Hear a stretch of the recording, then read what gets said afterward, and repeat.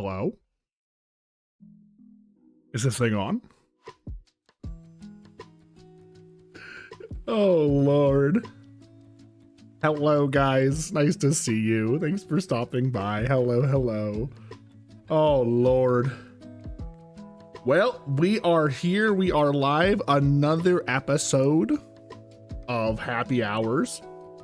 You know we got to start off right. Where is it? Hang on. Wait for it. Wait for it. Oh, there she is. There, dude. I waited for it. I waited for it. I did.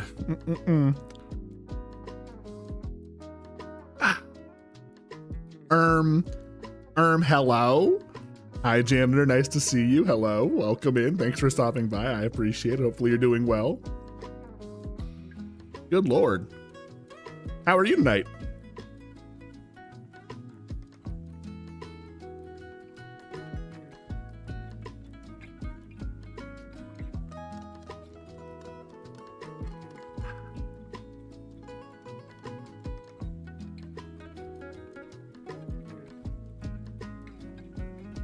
Yeah, I'm having a good night, janitor. I appreciate you stopping by, dude. I am doing so good tonight. It is crazy, okay? Listen, hear me out. I'm feeling great.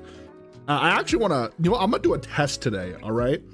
I am going to test some stuff today because well, like before we get into the drama slot, as people come in and I get situated, I want to test a couple of things just to see how it goes, all right? Namely, I think I'm going to end up testing Bannerlord tonight to see if it works. Because if it does, now I'm going to test it with the model and without the model on. So we'll see how it goes. Tonight's kind of a chill night because I wasn't sure like if I wanted to play Necess tonight because we've been playing it so much lately. We are going to finish it. I think we only have a couple of bosses left. So I want to beat those and like actually finish the game. We're really close. Again, when I was looking at the wiki to see boss drops, I might have spoiled like the last two bosses accidentally. So oops, it's fine. I'm not too concerned about it. It's still been a lot of fun, but we're pretty much like near the end of that. So we'll probably finish that during a morning stream. And then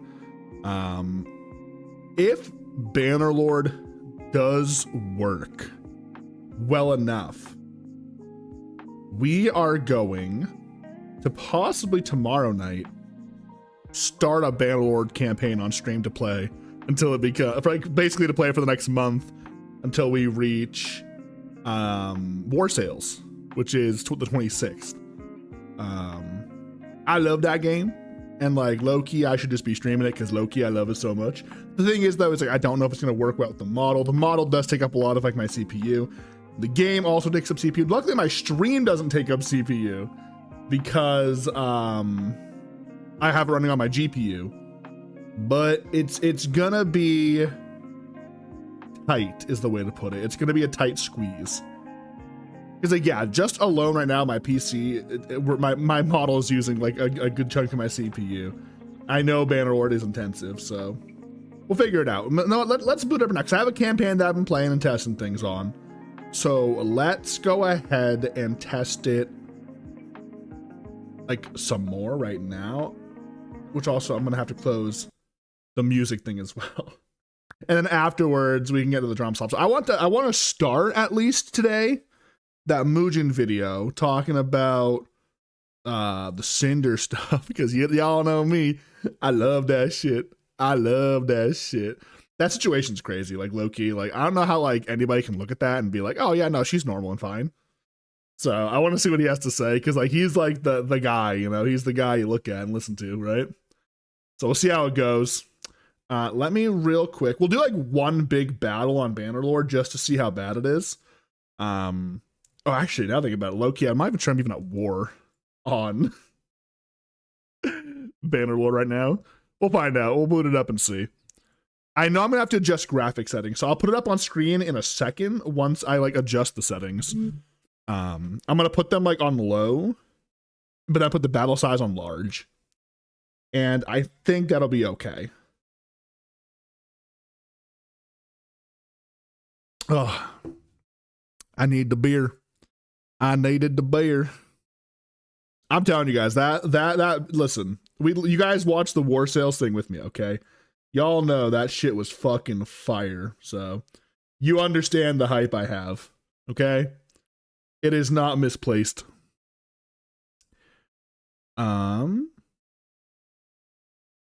Janitor, have you seen me? Have you seen Bannerlord before in general? Like, have you been around for the era of Bannerlord? Or no?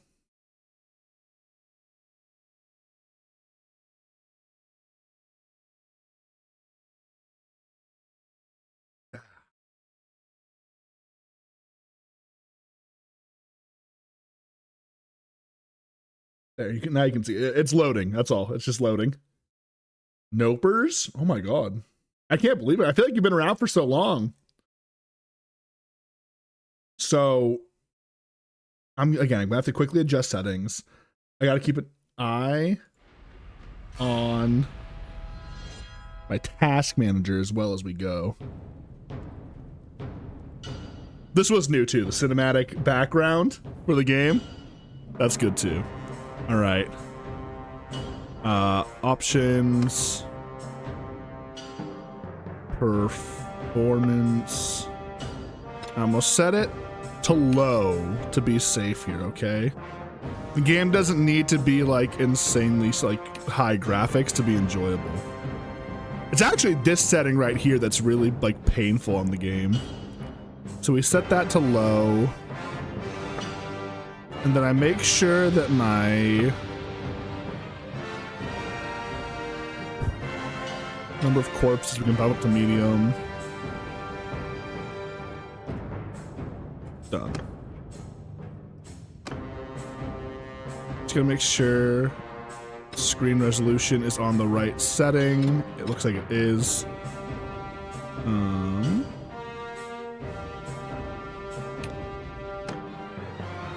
Yeah, that had to reset last time I changed the settings, so I just want to make sure we're good.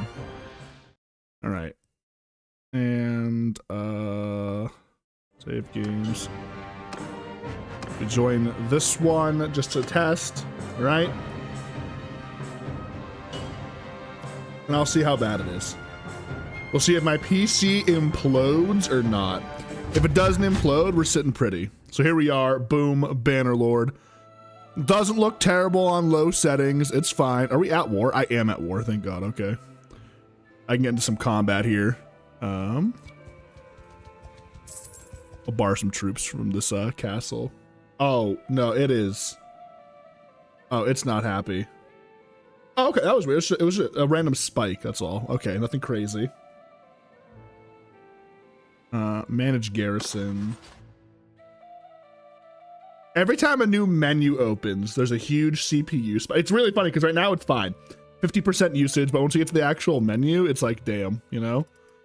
So I'm gonna grab some archers real quick. Wow, I don't have any archers in here. Oh, that's my party. I'm so stupid.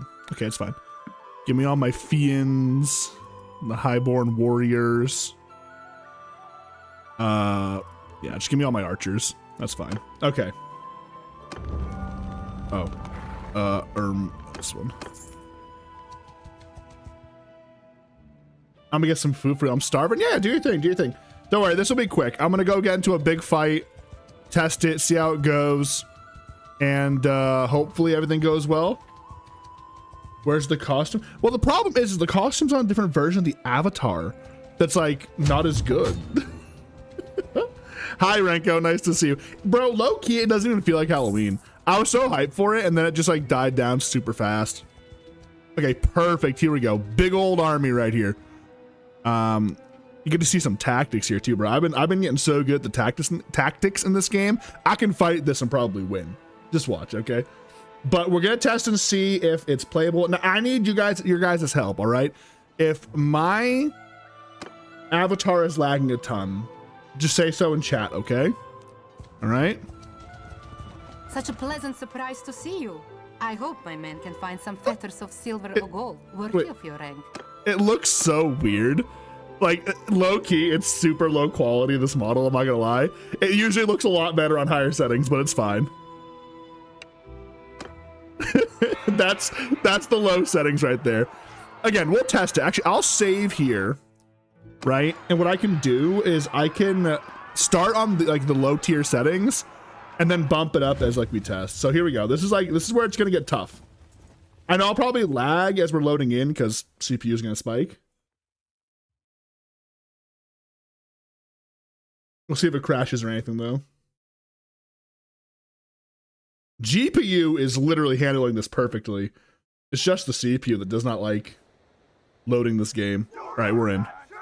Ooh, wait, we got a good battlefield too, unironically. This is gonna be tons of fun. All right, we got infantry 1. Need cavalry.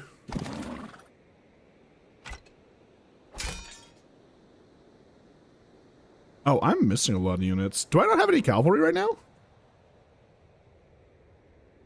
I don't. Oh. What happened to them all? Okay, that's not good. Alright, it's fine. So we do these guys. Make them high tier units.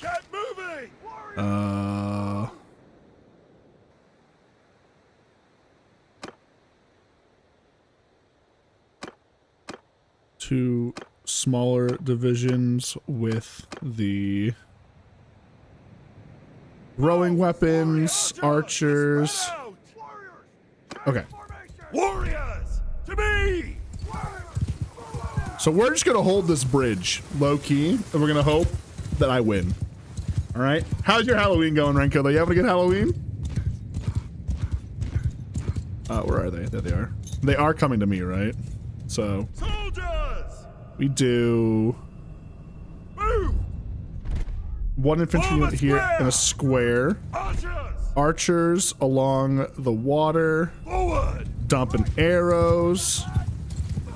Infantry. 1 infantry unit right here, ready to charge, and then the other one over here. Warrior, footmen. Right here. Onward. So what's gonna happen is they are gonna try and rush this bridge. My infantry is gonna hold them. We're gonna go crazy, all right? Now I will say, if I wasn't using the VTuber model right now, we would be doing crazy good. Look at this, see? Infantry 3, move up. Not expect the cavalry to just break through like that. Have them charge and attack the cavalry. Beautiful.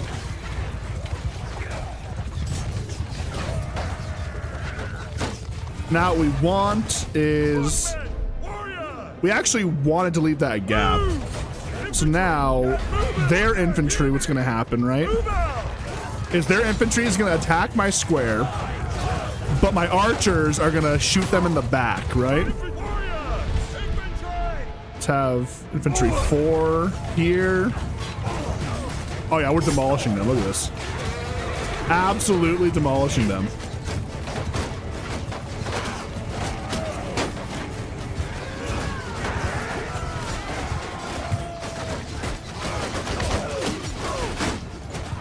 Oh, they're not even pushing me right now, actually. Holy shit. Mind you, we were outnumbered 2-1. I love this. I love this game, bro. I love this game. Mind you, I'm playing on the hardest difficulty. We got this shit cooking right now. Wait, he just ran right by the square. Okay, we gotta close that square up a little bit. Hang on. All right, let the archers shoot them a ton here. Throw a couple of javelins in there. Here's what we're gonna do. Move this infantry so they can't get through there, just to be safe. Now these guys are also throwing axes and shit.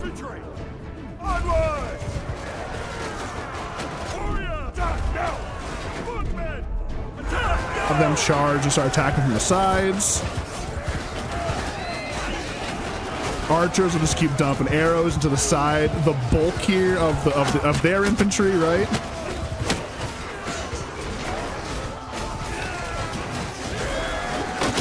Killed my own guy, my bad. These guys are getting a little too deep in the sauce right now. Let's pull them back. Oh yeah, we lost a whole division there basically. That's not good.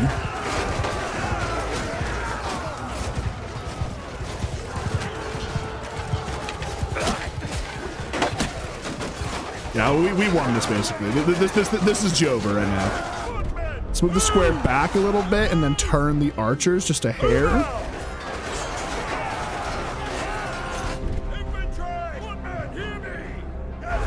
Move these guys back as well. Pull them out of there.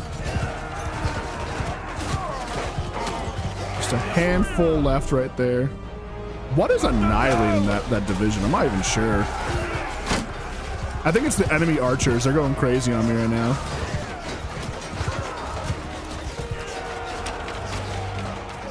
Well, it looks like it's running pretty well actually with the V2 model running. It's just we gotta play on low settings, which like looks kind of shit.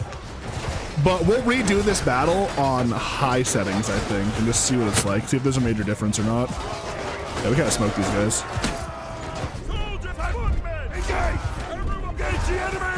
Let's have everyone charge here. Wrap it up, put it in the box, take it home to go, and they are retreating. We won, easy peasy, lemon squeezy. Again, outnumbered 2-1 too. We smoked them. We only lost 10 men. Only 10 men died on my side. Beautiful.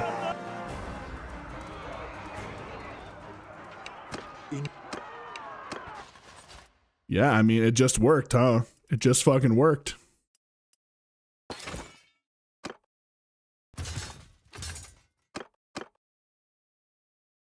Okay. Loki, I think my game might be a little bugged because I had a big crash just before ending today when I was playing, but it's fine. So yeah, good to know that this will probably work, actually. Good to know. Like I said, let's put it onto high settings. I'll put it on my usual settings right here, right? I usually play on high. I change this to that. Change this to that. I think I changed that to that. Okay. Done. And we will see if this is like a major change.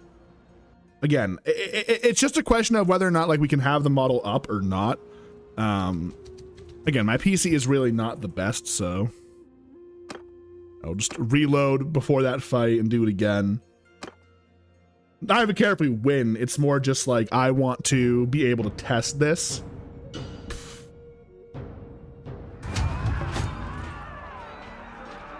Let's see. Let's see. All right. Again, the spike's bound to happen when loading a fight. That's okay. All right, and now on high settings, we're at like 87% usage. Okay, all right. I mean, like, it's looking all right to me. Yeah, we'll just do it 3 divisions this time.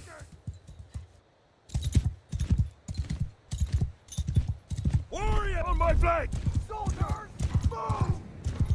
And this just looks so much prettier. Look at this. Look at how much different it looks on high settings. It's insane. This game is beautiful. All right, let's clog up the choke point with a square. Let's get our bowmen over there.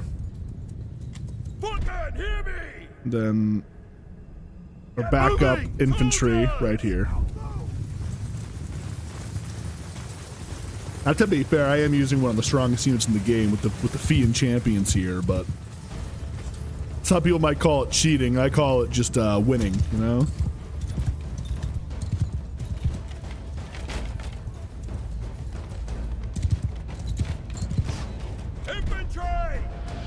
Let's move them up, because I'm just going to have them charge as the enemy breaks. Go, here we go. And they will hold, hopefully, most of the cavalry here. Oh yeah, that's much better than last time. Look at that. You can see in the top corner of the kill feed, we're just slaughtering them as they charge in. The square holds most of them still while the archers pepper them. Then my other infantry, which mostly has like 2-handed weapons, just comes in swinging, catching anybody that gets clogged up. But I'm not seeing a single death just yet. Now let's pull them back here. And we'll use them to keep the archers safe here.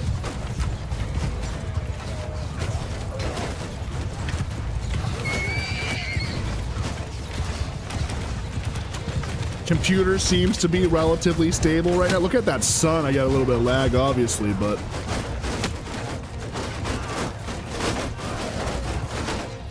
okay, yeah, their archers are absolutely peppering us with arrows right now, but that's all right. We stand in the square, try and cover as many spots as possible, and just use it as like a distraction. We're bound to have a couple of guys go down, but that's fine. So again, we don't do anything here. We let these guys hold and wait. Oh my god, that horse! What the fuck? Oh, okay, he kind of walked in front of me on that one. I don't want them to charge in because they'll probably just die on the side there. But what I can do now is, now that these guys are on the square, I'm gonna do this. I'm gonna pull it back a little bit, let them push up. We might lose a couple extra guys, and then have them charge at the infantry. Right? Have them hold fire so they're all charging, and they'll just rip them apart here on the side. Oh yeah.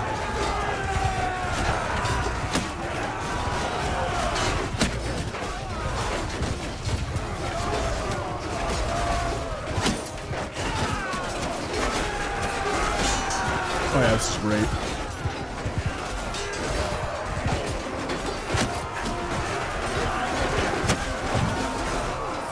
This is better than last time.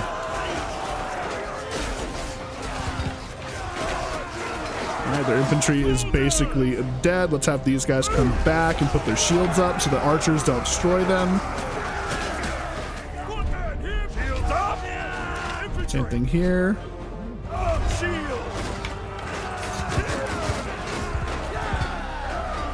And then we will go ahead and we'll have everyone just charge.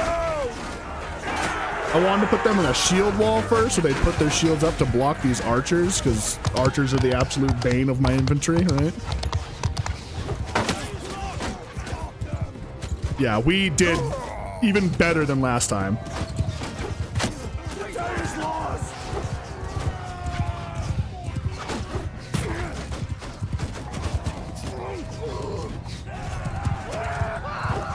We actually just slaughtered them. That was kind of insane.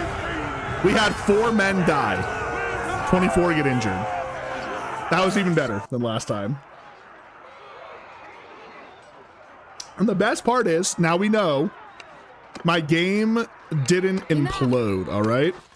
That is probably the best part about all of that, is we know now that I'll be fine to stream it, because that was probably one of the more intensive situations, was like a full like open field battle. Now there can be more units on the field, but it can only be max 1,000, so 500 on each side, I believe. Something like that. So, or is it 1,000 on each side? I'm not even entirely sure, actually. Let me see. Yeah, no. 1,000 at a time on the battlefield. So, yeah, good to know. Now, we're not going to keep playing. We are just going to kind of exit out of here, and we'll go back to our regularly scheduled program, all right? Which is our, listen, you guys need your drama slop, okay? We haven't done drama slop in forever. Oh, Lord. I'm actually really excited then. That's good to know. It's honestly kind of insane that like just changing one setting on a game can do so much to like change things, you know what I mean? Like it's pretty insane, actually. Bubbly drama, yeah, we love drama slop. What are you talking about? Hi Bubbly, how are you? Nice to see you. Oh, cheers. Guys, we've been live for 30 minutes. I'm almost done with my first beer. It's one of those nights, okay? Where's my music? There we go. All right. So today we're going to be looking at that video. Oh God. Okay. Not the whole thing. Okay. We're going to start it and then we'll mark it down. Okay. Because there ain't no fucking way we're getting through the whole video. We are going to take a look at the Cinder video from Mugen, where he breaks down the 1,000 page document from was it, no, 100 page, or was it 1,000? It was 1,000, right? It was a 1,000-page document from Cinder. Muujin. A deep dive into a canceled VTuber's unprecedented response. The 1,000-page Cinder files. So if you guys don't know, listen, we're not like super like drama heavy around here, but it's kind of fun to indulge sometimes. Okay, so we're gonna go ahead, we're gonna indulge. We're gonna take a look at this video breaking down that document from Cinder. If you guys don't know, Cinder is a big VTuber who got like canceled for kind of just being a shady bitch, low key. Like that's the best way to put it. Now supposedly, apparently this document might, you know, absolve her. Who knows? I don't know, but I guess we'll find out, won't we? Listen, I don't think the 1,000 pages was necessary. You could have probably made it 50 pages and we would have gotten the same information. But because remember when this dropped, I was like, I want to look at it because like we talked about the Cinder stuff on stream like quite a bit because it was pretty insane. But didn't really talk about this document because it was way too much to deal with. It was way too, I ain't gonna read 1,000 pages. I think I read 5 pages and I said, what the fuck, I don't care. But I figured we get a little tipsy tonight. We'll watch it, do a little shit talk maybe, who knows, right? And just have some fun with it, you know? But yeah. Where are you, oh wait, you're working, aren't you? You're probably out like dashing and stuff like that, no? Something like that?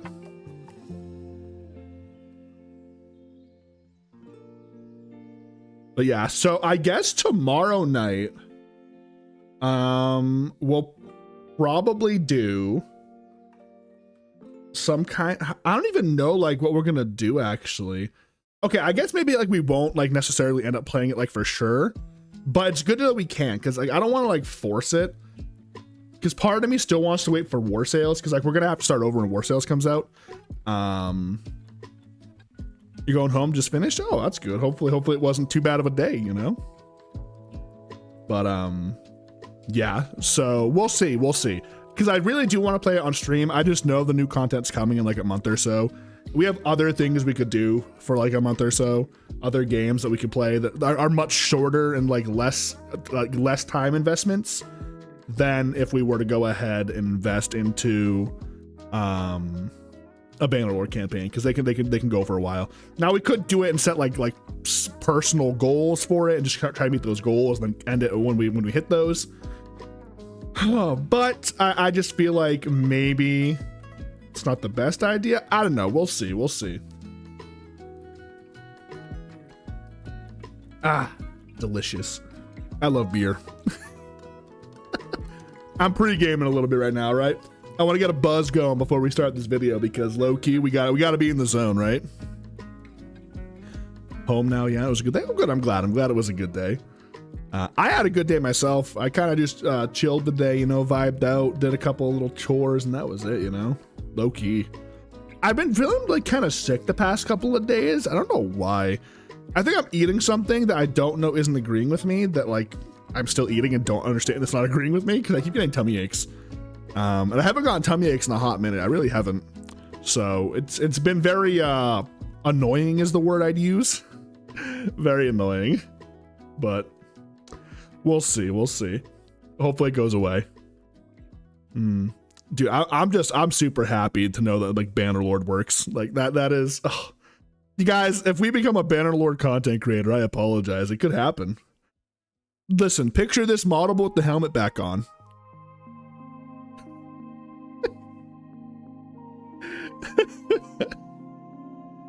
Listen, and it's funny because there is a banner. There's a banner on Bannerlord, right? That you can make because like at the start of the game, you make your clan name, your character name, and then you make a banner for yourself. One of the default banners is literally my helmet that I wear when I'm in VR. So I'm just saying, maybe it's a sign. Yeah, right? Like I have, because like here's the thing, I was doing really good when we first moved here. I was stressed out, I had a tummy ache. I almost just spilled my beer everywhere. Oh my god. I caught it like at the last second. But then like as we settled in, I felt a lot better. And then like the past like 3 days, I don't know what it is, just something is not agreeing with my tummy, and I'm hurting. I'm hurting for certain. Now, low key, I probably shouldn't be indulging in beer as I'm saying I have a tummy ache, but you know what? Listen, we make bad decisions around here sometimes, okay? Listen, we make bad decisions sometimes, okay? Listen, and that's all right. It's fine, okay? Don't worry about it, okay? Cheers. Oh, no, we could do like a bandit campaign on Bannerlord. Kill the time and like only use bandit troops. That's always fun. Takes a bit to get into, a little bit of a grind, but low key, it would be fun.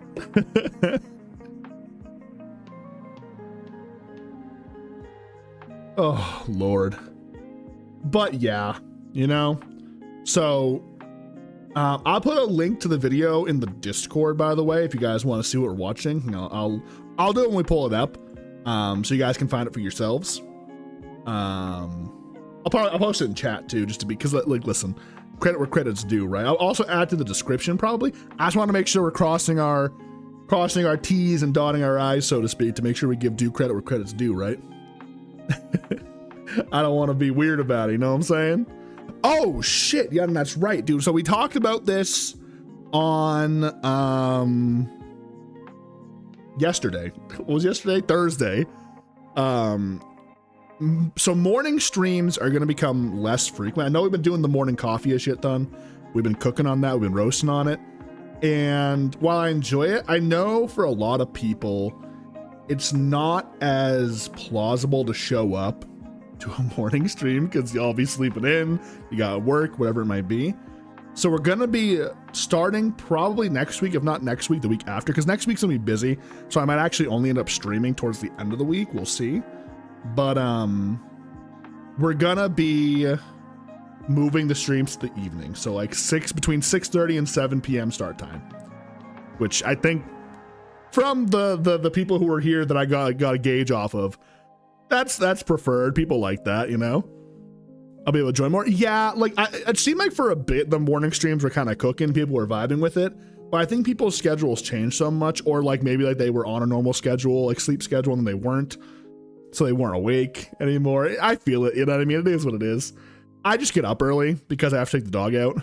And I'm like, okay, I wake up, I do breakfast, and then I get ready for stream, right? So if anything, we'll just start using that time to maybe record some videos in the morning. That might be an even better use of my time.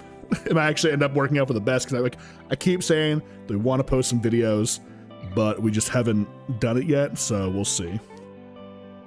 Low key, we'll see.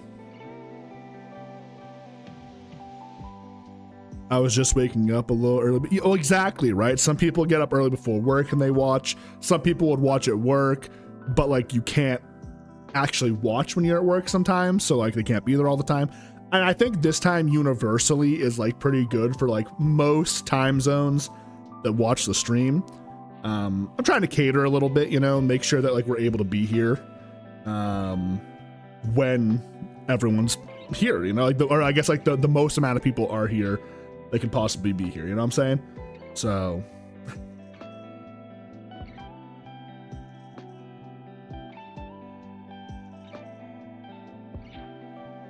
you had me on when we were waking up. Listen, am I like relaxing to listen to when I'm vibing? Like when I'm vibing to a game and just yapping away, is it a vibe? People tell me I have a good talking voice and I appreciate it.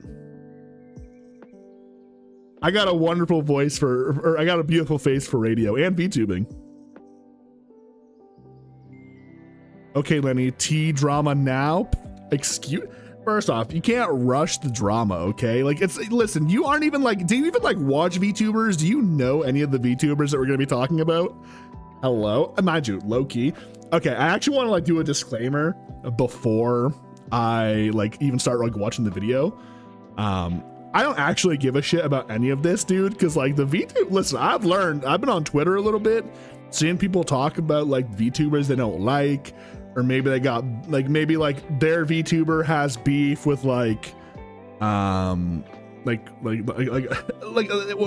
was it? Bao, the whale, You know, like people are like beefing with her for making some like quote unquote misogynistic comments or no, is it misogynist? When it's a woman that like hates men, that's not misogyny. It's a different word. But people are like, oh yeah, she hates men. And I'm like, bro, she said male content creators are scummy and you should run from them. Like low-key as a man, not incorrect. Not incorrect, bro. So, you know, I'm just like, I'm watching it and like people just get so mad and like they flame on Twitter. Like they're like, listen, like freedom of speech, like speak your opinion, but like we do not care. If anything, the fun part about the drama is watching people crash out on Twitter over it. That's become the fun part, dude. You know? I'm not like, listen, all I'm saying is why is every single little piece of controversy nowadays, like think about it, every little piece of controversy that happens in like the streaming space is always publicly aired now. Nothing's ever handled privately. No one ever just DMs and like talks it out or just like says, hey, like maybe we shouldn't interact, we shouldn't talk, or like we should just be cordial in a room together if we go to the same events. It's so crazy and low key. It's like kind of fun. It's fun to watch. It is. I'm sorry. I keep saying this. It is human nature to want to like hear about the drama and watch it and see it, but to not be involved in it. You feel me? I feel like that is genuine, just human nature. No, I don't know them. Well, listen, it's fine then. Like this is what I'm saying is like you have like no skin in the race. You are just chilling and you can be like, wow, these people are crazy. And that's like the fun of it, you know? Low key, that's the fun of it, right?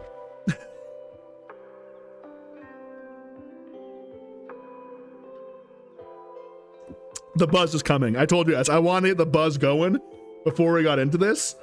So fair warning, when I react to a video, I tend to pause a lot, okay? I tend to pause the stream quite a bit. Well, the video, excuse me. And talk about stuff that's going on. So I'm gonna be yapping away, all right? Because here's the thing, we're not gonna do like react to a video and not do like, what's the word? Add like enough to it so it's like not just me watching somebody else's video, it's like constructive, right? You feel me? I love yapping. Now again, I'm gonna pull it up, hang on. We're not gonna start it just yet, but I'm gonna pull it up. The Lord of the Rings. That is, okay, I don't even need to hear anything else. The way he's starting talking about the Lord of the Rings. Her document was longer than a Lord of the Rings book, I believe. Oh my God, it's insane. Hang on. Let's pull it up. Google Docky. Hello, YouTube? Hang on, my shit just froze. Low key. Am I here? I'm here, right? I didn't like lose internet. Chat.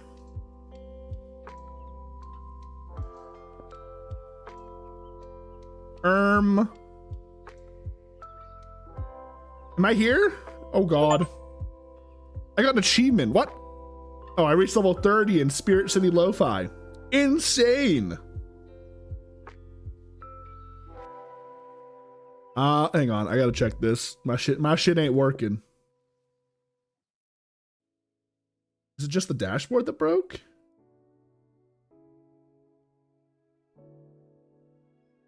Okay, yeah, the tab broke apparently. All right, we're good. Okay, it was just the tab.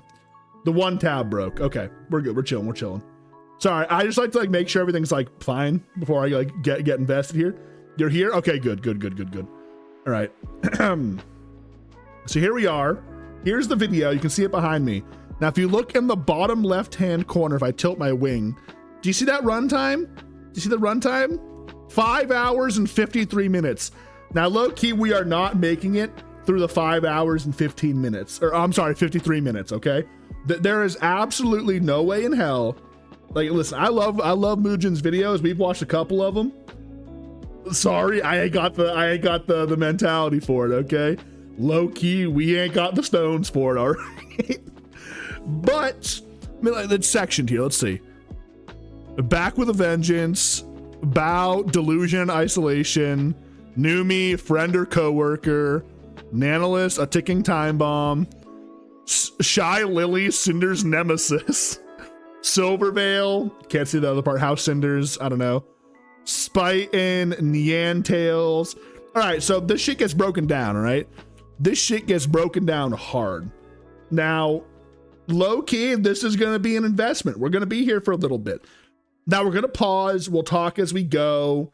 We'll enjoy the show, as they say, right? We will. Oh, hi, Nail. Nice to see you. How are you? I'm doing good. I'm buzzing a bit right now. It's coming. It's hitting. It's hitting. Cheers. That's actually one down. Hang on. Let's just go.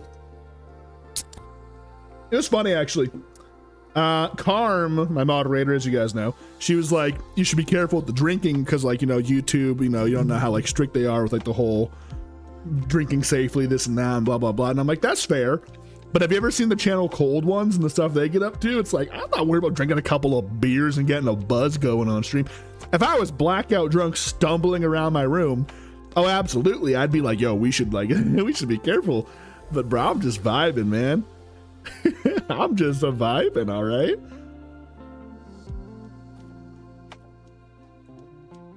Luckily, I was unable to obtain anything to drink. Hey, luckily, well, first off, it's Halloween night. Gotta have a drink. I'm kidding. That's fine. Hopefully you're doing well, though. I'm doing good. We're about to get into this video here in a few minutes. We're just kind of yapping away because y'all know me. I'm a little bit of a yapper. I like to talk to you guys. Okay. All right. Low key. I like talking with my chat. All right.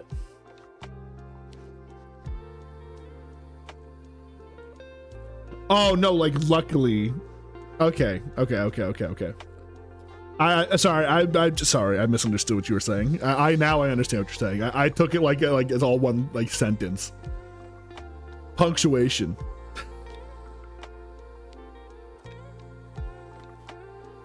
True, I'm a DoorDash a little something. That's what I'm saying. Bubbly, get to it. DoorDash was mentioned. Get to it. But if you're just tuning in, we haven't done anything yet. We've been yapping for a little bit, and I tested Bannerlord on stream. Now, if you guys didn't see, yesterday we didn't like do a full reaction. We looked at like the gameplay trailer for War Sales. Oh, I'm lucky. Oh, I'm just dumb. Sorry. A little bit of an airhead.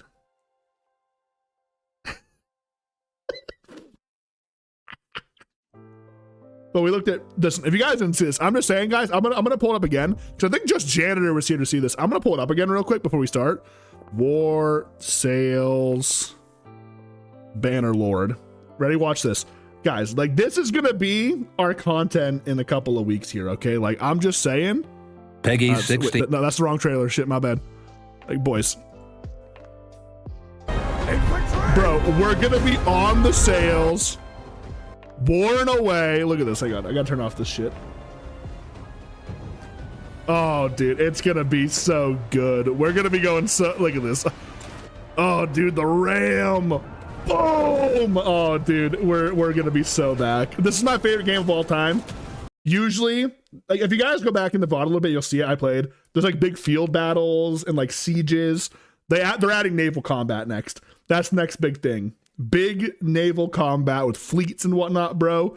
Dude, we're gonna play the fuck out of this. Like this is gonna be low key. I might become like a Bannerlord content creator. Okay, that's how hype I am. This shit's just insane. It's just insane. Oh, dude, we're gonna play as the Nords. We're gonna be jumping ships.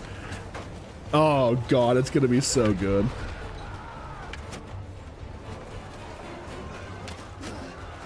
Oh, I played, oh, dude, okay. First off, I'm old. I played Black Flag when that released. I bought that at release, okay? Are you kidding me? Hello? Also, I'm totally gonna give you guys big e-girl in the corner content today, all right? Low key. We're gonna be giant here in the corner, and I'll move myself around as needed, okay? But yeah, I play Black Flag. Dude, I'm saying, bro, War Sales is gonna be, it's gonna be the shit, bro. It's gonna be. And like I said, I'm gonna end up becoming a Bannerlord content creator, bro. I'm not gonna be able to put it down. So get ready for it. We'll still yap and chat and all that stuff, but like, bro, I'm just saying, you better be ready. Oh, giant e-girl. Oh, that's what I was gonna say. That's what we were testing. We were testing Bannerlord on stream with the model because like I can't test it off stream because when I stream, that also takes up resources on my computer, right? So I need to be live to be able to test it. And we did do a test. There were some hiccups in loading screens and like loading into like settlements and stuff because that's when like the CPU kind of spikes while it loads everything for a split second. But aside from that, it seems doable. It seems like we'll be fine. I'm sure certain battlefields where it's like raining or snowing, it might be a little different. Maybe even during sieges because there's a lot more going on. But overall, makes you miss the Sea of Thieves days. Dude, too bad Sea of Thieves is ass now. Low key, it's ass. People like I was looking. I was like, oh, you know, I could play some Sea of Thieves, right? Carm, nice to see you. Hi. I was like, low key, I could play Sea of Thieves, right? And then I realized that the community hates their own game, and use me, they haven't done shit to fix it. So, but yeah, if you guys have never seen Bannerlord, like the base game, and you want to see it, go ahead, take a look at the what do you call it? The VOD. Earlier in the VOD, we played it. We did 2 fights. It was the same fight twice, just on like low settings and high settings. And luckily, high settings, it worked fine, which was good because the game looked like shit on low settings. So, but luckily, high settings worked. So yeah, take a look at it.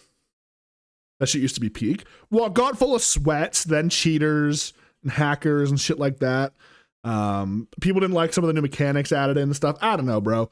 You never hear anything positive about Sea of Thieves anymore. At least I haven't.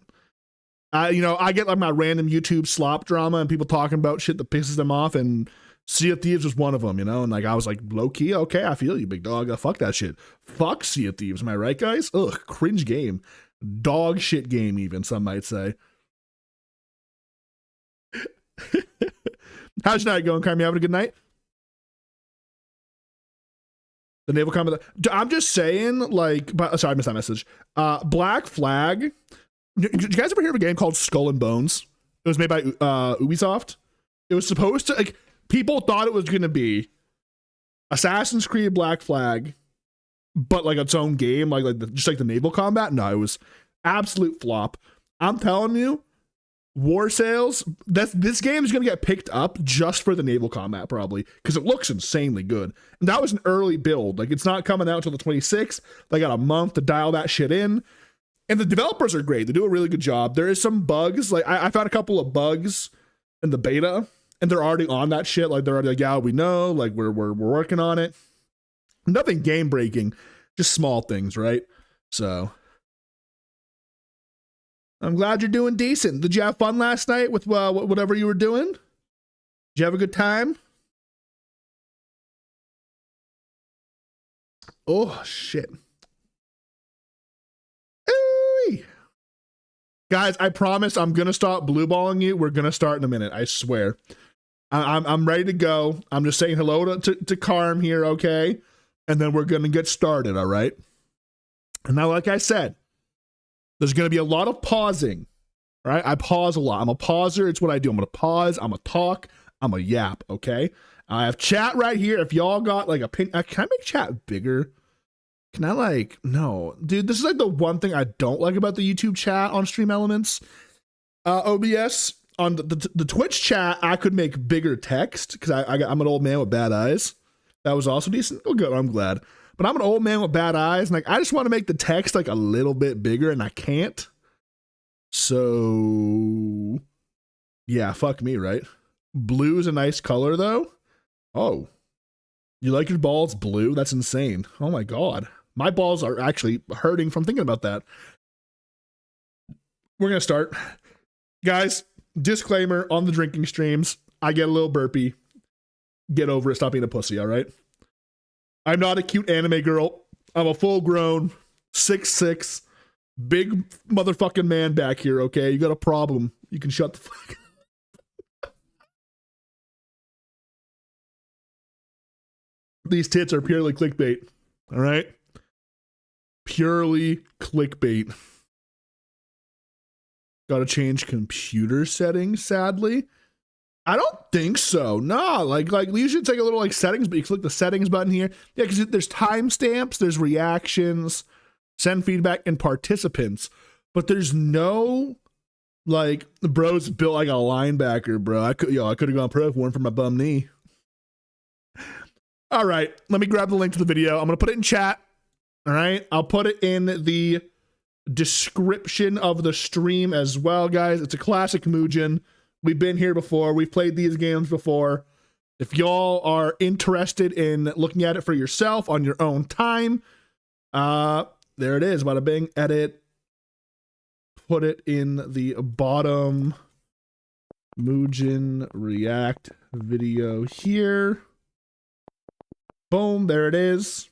Check them out. Save that. Add it to the description. Bada bing. This guy does a great job. He really breaks things down. Like, again, brother 6 hours. We're not finishing this tonight. We are not doing the whole thing tonight. We'll do like an hour, maybe hour and a half, maybe 2. Depends. I'll post it in the Discord afterwards. I put it in chat. It's in the description of the stream. So it's permanently there. You'll be able to find it, okay? You'll be able to find it in the description of the stream. Episode 3, happy hour. Let's get to it, all right? Bada bing, bada boom. Little cheers, little tap, tap, cheers. Tink, wait, can I? There you go, cheers. Ah. All right. Everyone good?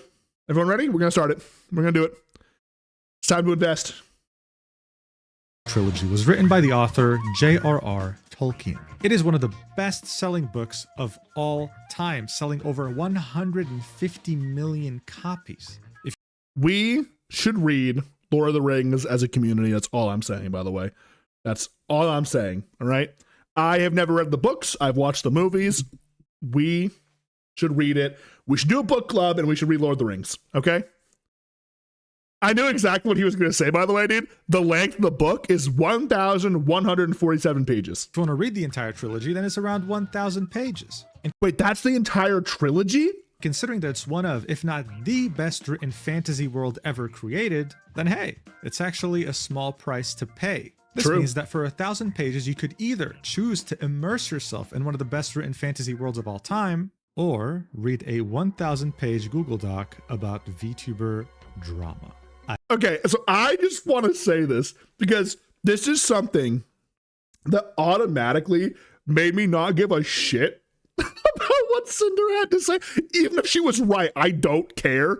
Because if there was important information that you needed to put out there to like prove your innocence, you 100% could have cut this thing down by a minimum, like 900 pages, a 100-page document with all the information. There's so much, I'm assuming at least, right? We're going to find out.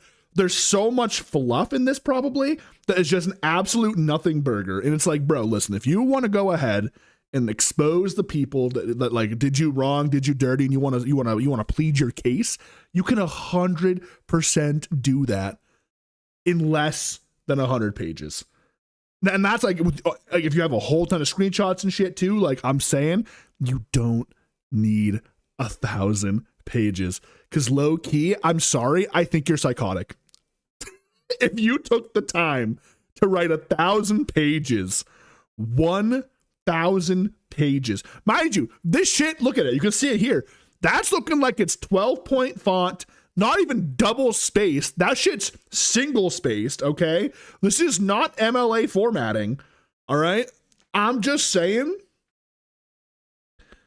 if you invest that much into this, you might, like, even if like things in here make you look better, you're still crazy. Like, this is not okay. This is not like normal behavior, bro. You could defend yourself without writing a bigger novel than Harry Potter, a bigger novel than Lord of the Rings, okay? That's all I'm saying, bro.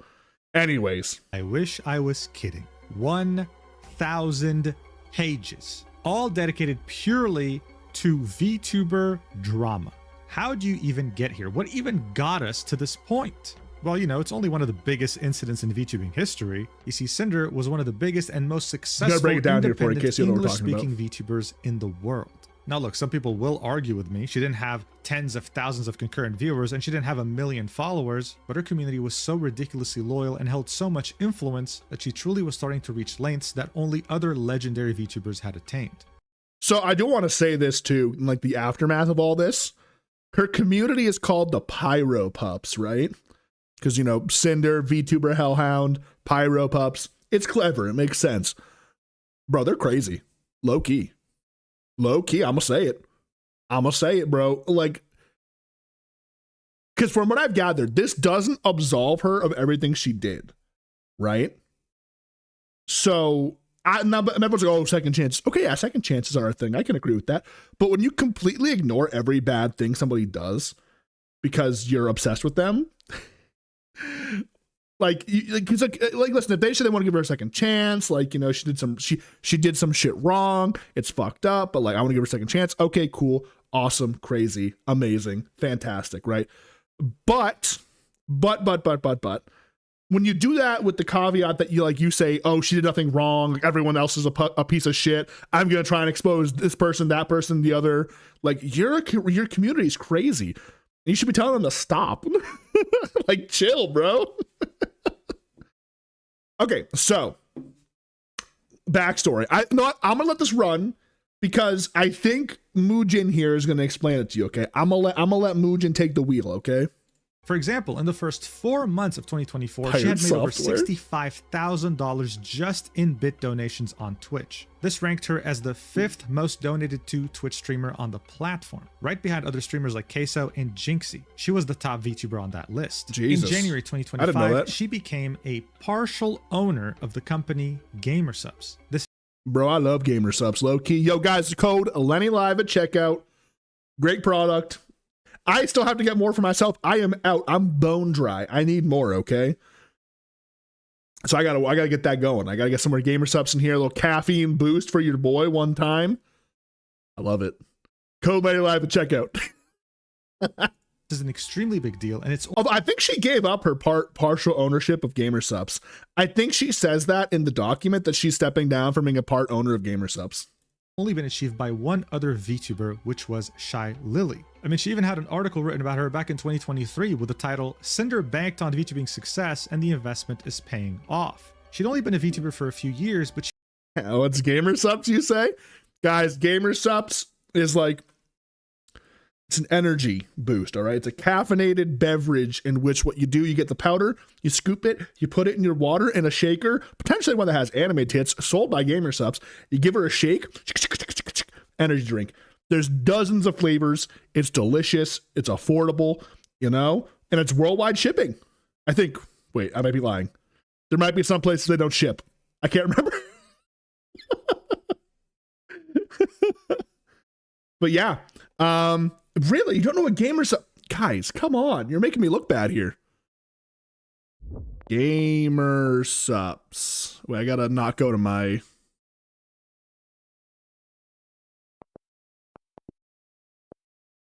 Want to make sure I didn't go to like my partner, my partner profile and show all my stuff. Guys, look, Gamersubs, dude. You guys like VTubers and anime tits and energy drinks and all this other stuff, like VTuber trading cards, bro. Come on, guys, lock in, get on here. Let's see, dude. The waifu cups. Come on, everyone loves a good waifu cup, right? They're sold out. My bad. Sorry, my bad, pimp. Listen, I'm just saying. All right. If y'all are looking for a good energy drink, I drink this pretty regularly. Well, not recently because I have to buy more, right? But I gotta get more delivered. So, I'm gonna look right now. I'm gonna tell you right now. Blowhole Blast, fire, delicious. That's the Shy Lily flavor. That shit's fire, low key. That shit is fire. All right, let's keep going. There's a whole lot of tits here, bro. Oh my god, almighty. Oh my god. Hey, melon was pretty good too, actually. The melon one's pretty good. It doesn't work.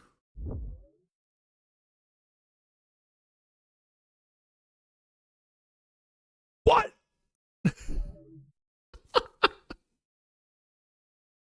Really? Interesting. Although I think that's been a consistent problem. Just go to Gamersubs and type code Lenny Live when you check out. I gotta look at that. I probably have a link on my partner page that I have to change it to. They probably change it at some point. That's all. Let's see, bro. I'm saying where's my starter point? There's like a starter point right here. Dragon fruit punch and blue. This is my jump off point, okay? This just tastes like a blue slushy. There's like blue raspberry, maybe, I guess you could say. I don't know. And dragon fruit punch is just delicious. If you've never tried this, right? Start here. This is my starting point. This is what I tell people. Start right here with these two. They're delicious. If you're not concerned, or if you're not like, you know, like entirely sure, because like they got some crazy flavors, bro. You scroll up, you got grandma's ashes, you know, sploosh, you know, you know what else we got in here? Happy juice, acid rain, doggy style. Listen, I know there is a lot of interesting flavors that you can pick from here, okay? But if you're just not sure what you're gonna like, these two are my starters. This is what I started with, and I fell in love. All right, lemonade's actually really good too. Like, I know that sounds very basic. That's lemonade. I'm kind of blocking it, but lemonade, that's actually really good too. I've had lemonade. And people talk very highly about anime girl thigh as well. Very, very. What's doggy style taste like? Hang on. I believe grandma's ashes. Let's take a look real quick. Hang on. I forget. I looked at this, bro. It's kind of hard to keep track of all the flavors. Let's check it out. Grandma's ashes, okay? Oh, lean. Lean was really good too. Let's see. Sweet raspberry cremation. Extraordinary love sweet. Is a taste experience, sort of inviting you to. So apparently, it's sweet raspberry cream. Now I'll be low key. I've never tried this, and someone told me I should get it. One of my viewers, or somebody who, I guess they don't even watch the stream, but they use my code. They got this and they said I should get it. So, but yeah, and low key, if you don't like caffeine, if you're like, I don't drink caffeine, I don't, you know, and for whatever reason, you don't consume caffeine, they got caffeine free. Don't worry. If you just want some flavor in your water, keto friendly, I believe, right? I'm just saying, bro, like, here we go. Bada bing, bada boom. All of the flavors. Maybe, I think there's a couple that aren't caffeine free. There might be a couple that aren't caffeine free, but if you don't like caffeine, here you go. You just want some flavored water. Bada bing, bada boom. Enjoy. Okay? Enjoy it. Anyways, guys, now that my shameless plug is out, like, hi, Mott's, nice to see you. I'm waving. Wait, hang on. Wait. I can wave. Where is it? Shit. Hey, whoa. Why is my desk wet? Oh, the beer. Hey, whoa, nice to see you. Wow, oh my God, crazy. Oh, like those candies old people always have? Is that what it is? No, I didn't know that. I miss G-Subs. Hi, Weenus, nice to see you. Use code LettyLive. Boom. Boom. Chat, it's happy hours. Cheers. Hopefully everyone's doing good. I appreciate you stopping by today. If you're just tuning in, we're indulging a little bit our baser human instinct here.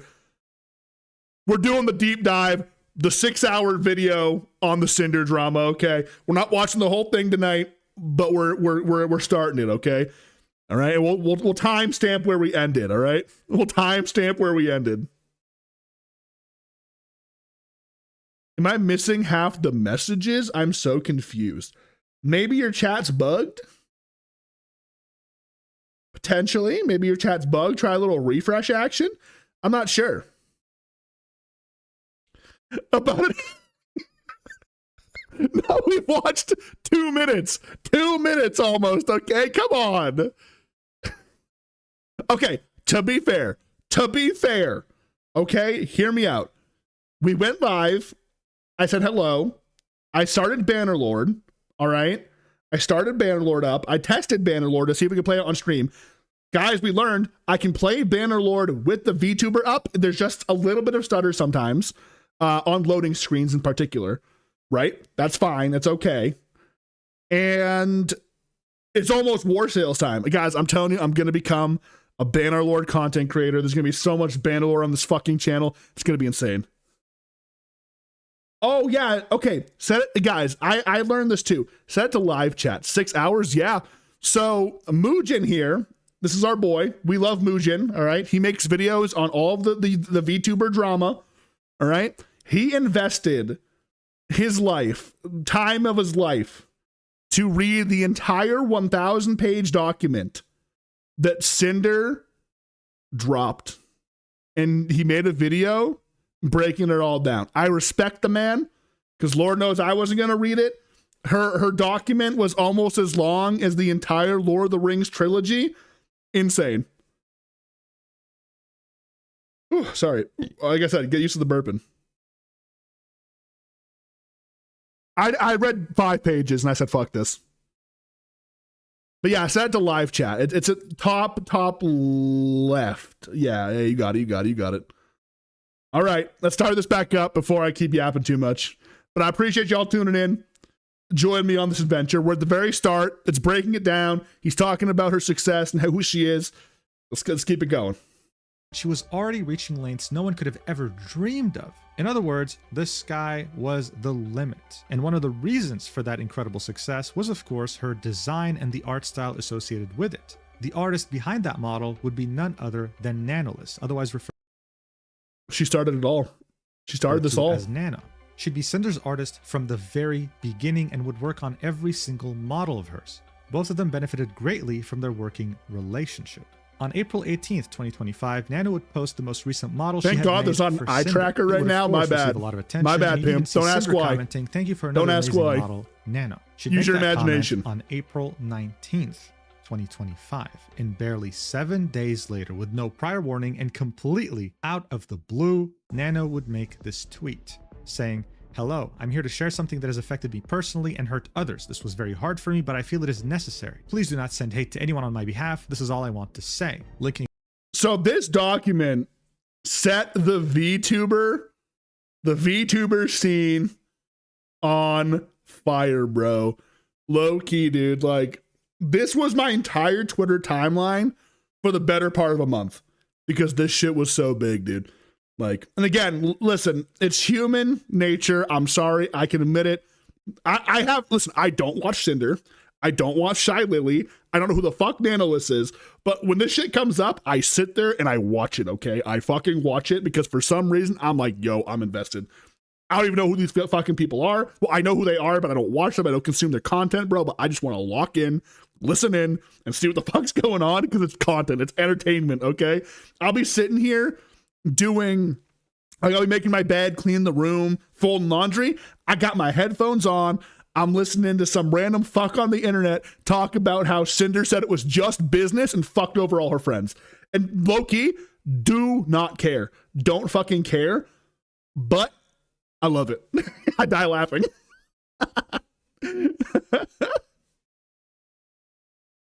I remember Pepperidge Farm members. Trauma Frog Lenny classic. Dude, I'm so like, dude, I've watched like every video about the Emeru Miskip stuff. Like, what the fuck, man? And here's the thing, low key, like, there's nothing to it. Like, Miskip is just kind of an asshole. That's it. Like, what the fuck, bro? Like, low key. Like, who cares at this point, man? You know, she should sue him, take him to court, bada bing, bada boom, that's it. If we're just gonna smear online, it's content. Sorry. If it's that serious, take it to court. Trauma Frog Lenny, though. It's true. It's so true. Hang on, wait. Let's embrace our darker instincts here, okay? Our baser human instincts and just be toxic, all right?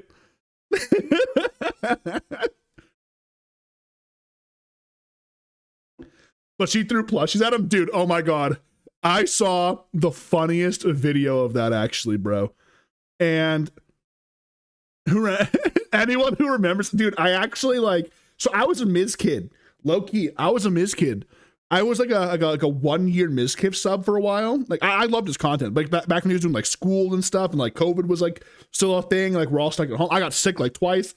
I watched the stream every time I was sick, right? Just kind of vibe to it. And bro, like, going back now, I'm like, I can't believe I gave that guy 12 months of my sub, bro. What the hell? He was Ice's cameraman. Yeah, he was. He was Ice's cameraman. It's insane. It's insanity. But I was going to say something. Shit, bro. Oh, the plushies. It was a video of My Hero Academia when All Might is doing that, the spoilers for like season like 3 of My Hero Academia. My bad, bro. But it was when All Might did like the United States of Smash, right? And punched All for One. And it was like, just like above it in big text said miskip when Emaru throws a plushie at him. And I was like, oh my God. Like this, all you have to do, you know, like when it comes to the Mizkif Emaru situation, you have to watch a 15-second clip to know that Emaru got done dirty by him. He's a problem. It's when he's talking about that, when he goes, Emaru was, or Emmy was also violent. She would throw clothes and plushies at me. I would get upset and punch holes in the wall. Okay, break those two things down, all right? Like, your girlfriend gets upset with you and throws a plushie at you. Little toxic, but it was a plushie. It's not going to hurt. You get upset with your girlfriend. You stand the fuck up. And United States of Smash your fucking drywall. Leaving craters that, by the way, are visible on the wall in streams, right? Like you can see there's pictures, there's like clips, you can see where the holes are. So it really happened. Like he admits it, and like you can see where it happened. Bro, she probably threw a Kirby plushie at him in anger, and he punches the goddamn wall, bro. Insane. The doggy door thing's insane. Listen, okay, I can understand wanting to keep a relationship private, especially when you're a high profile streamer, but to go to lengths where like it's super obvious, like everyone knows, we're not dumb, right? We can see how you guys interact, we can put 2 and 2 together, but to hide it from like your housemates and like your friends, like they can know, just be like, hey, like, can you keep it low key? Like, I don't want to make it a big thing on stream. We just kind of want to spend time together. You don't have to put a fucking doggy door in your house. That's toxic. It's a toxic relationship, and that's on both parts. Neither of them should have been okay with that. Have you seen the clip of him ending stream and then going in a room and say, yes, that was the Rust stream, dude. Like, I can't believe, and mind you, like, I don't understand, and actually, I couldn't understand. I don't think I could ever understand that because, like, he's still pulling, like, 19K viewers. Insane numbers, beautiful numbers. You are killing it. You're doing great. You are still one of the top on Twitch. But because your partner, who you're supposed to love and like want to see do well, gets 30K viewers, you throw a fucking tantrum? What a loser, bro. Low key. I'm sorry. Like sure, maybe be like, damn, I wish I had those viewers. But like throw a tantrum, end stream, harass her. Like, that's insane. Someone said, imagine getting in a fight and having to crawl. Dude, low key, the streaming scene right now is just absolute peak content, and like low key, we know, bro. Like I don't know how else to put this. There's so much dumb shit going on, right? And like it's crazy because like a lot of this stuff I feel like should be handled privately. Like, don't get me wrong, like the stuff that happened to Emaru is super serious, insane, disgusting, and I feel terrible for her. Like I hope she sues Miz. That's the best way to put it, right? Because like he went live immediately and tried to slander her, like right after she was done, right? So it like take it to court. That's all you can do. That's what you have to do. If you want, like, if it's that serious, it's that deep. Maybe don't like even like say like there's just some shit going on stream, and then like after the court case talk about it, right? But it's just become so normal now to like bring these big serious allegations onto stream. And I feel like in a way, all that does is kind of hurt your case if you actually want to pursue legal action, right? Am I crazy for that or no? Maybe I'm a little crazy for that, but I feel like if like this shit is that deep, like this VTuber shit is stupid. Let's keep it $1.50. This shit's stupid, okay?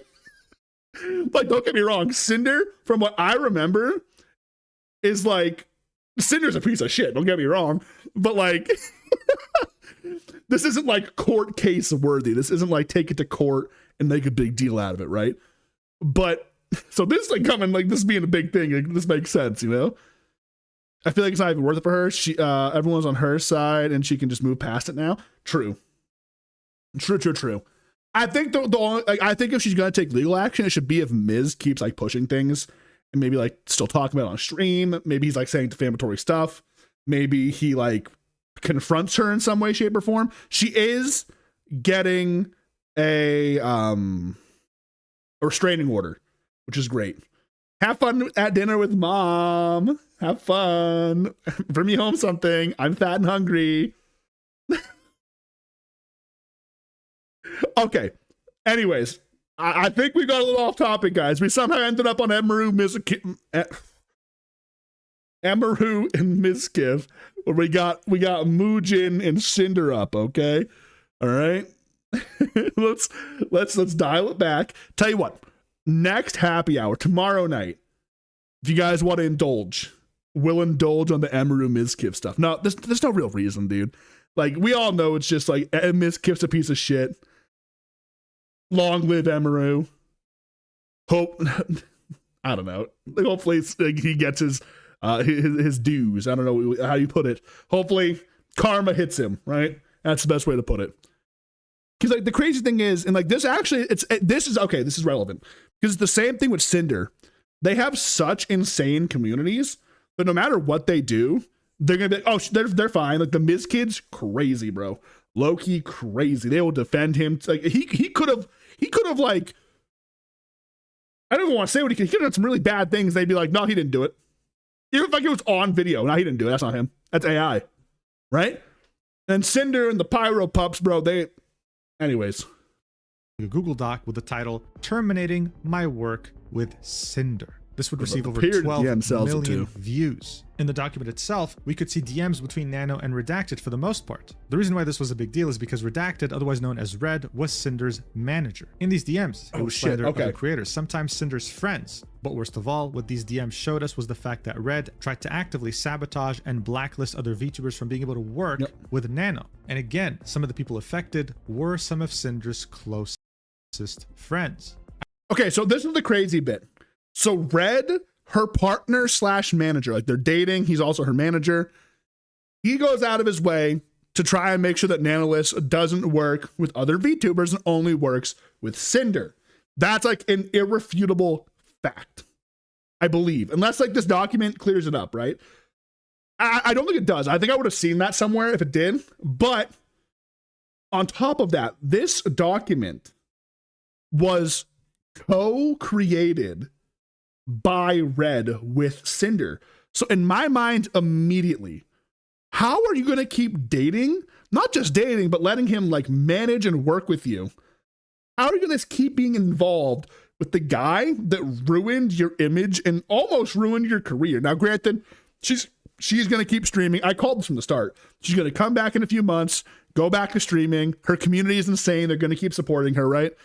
That's just how it works. That's with any big content creator. It's always going to be like that because they're always going to have those diehard psychopathic fans that no matter what they do, they will never hold their streamer accountable and they will just support them left, right, up, down, whatever, right? All the way through. Immediately to me, the fact that she let him work on this document with her tells me that she was in the wrong and she doesn't care. Because like, in my opinion, like seeing what he did and acknowledging, because she acknowledges too, I believe, that it was bad what he did. Why are you still dating him? Why are you letting him touch your work? Like that's the bare minimum there. Like why are you letting him touch and get involved with anything related to your career going forward? Even dating him just feels like completely insane to me. It just feels like you want people to not believe you. That's how I feel about it. After this document would be posted, every top VTuber in the industry. Oh yeah, dude, you got literally every big VTuber you could ever think of commenting on it. To wrap their head around this, barely 6 minutes later, Bao the Whale, one of the pioneers of independent English VTubing, and someone who is practically friends with everyone in this space, would also make a tweet saying, "I was very hurt by someone I thought was a friend," referring to Okay, so Cinder basically just treated her friends like shit. She tried to get them excluded from like business opportunities. She tried to make sure certain artists wouldn't work with her friends because she wanted to be the center of attention and like get everything for herself. That's basically like the TLDR. He's talking about it right now. He's going to go through it all right here probably at the start in this beginning section. It's probably going to like give you like the base info you need. But yeah. Also, Loki, like, I'm seeing people who call themselves Pyro Pups trying to cancel Bao now, saying she hates men. Who cares? She can hate men if she wants to. I don't fucking care. What the hell? She made a comment, like she posted a tweet that was like, if you're approached by like some big famous male content creator asking to like hang out and spend time or something, I don't fucking know what the whole context. She's like, you should run. You should run from any big male content creator if you're a woman. And Loki, not wrong, bro. Look at the track record. Look at the track record for big male content creators. Okay, that's all I'm saying. They got the best track record, okay? I can't blame her. Hey, that's what I'm saying. Like, first off, who the fuck cares? Second of all, what she said wasn't even like super outlandish. Like, it wasn't even like crazy bad. It was just like, okay, like, yeah, sure, like, makes sense to me. I don't know. I need to grab a beer. Hang on. I'm gonna grab two. I'm gonna grab 2 beers. 2 beers.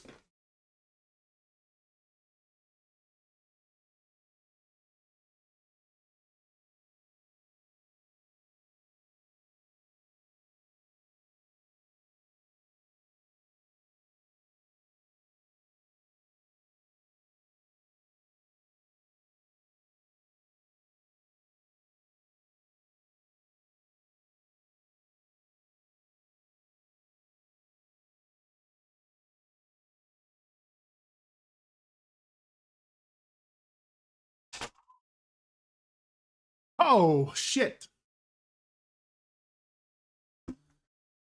All right.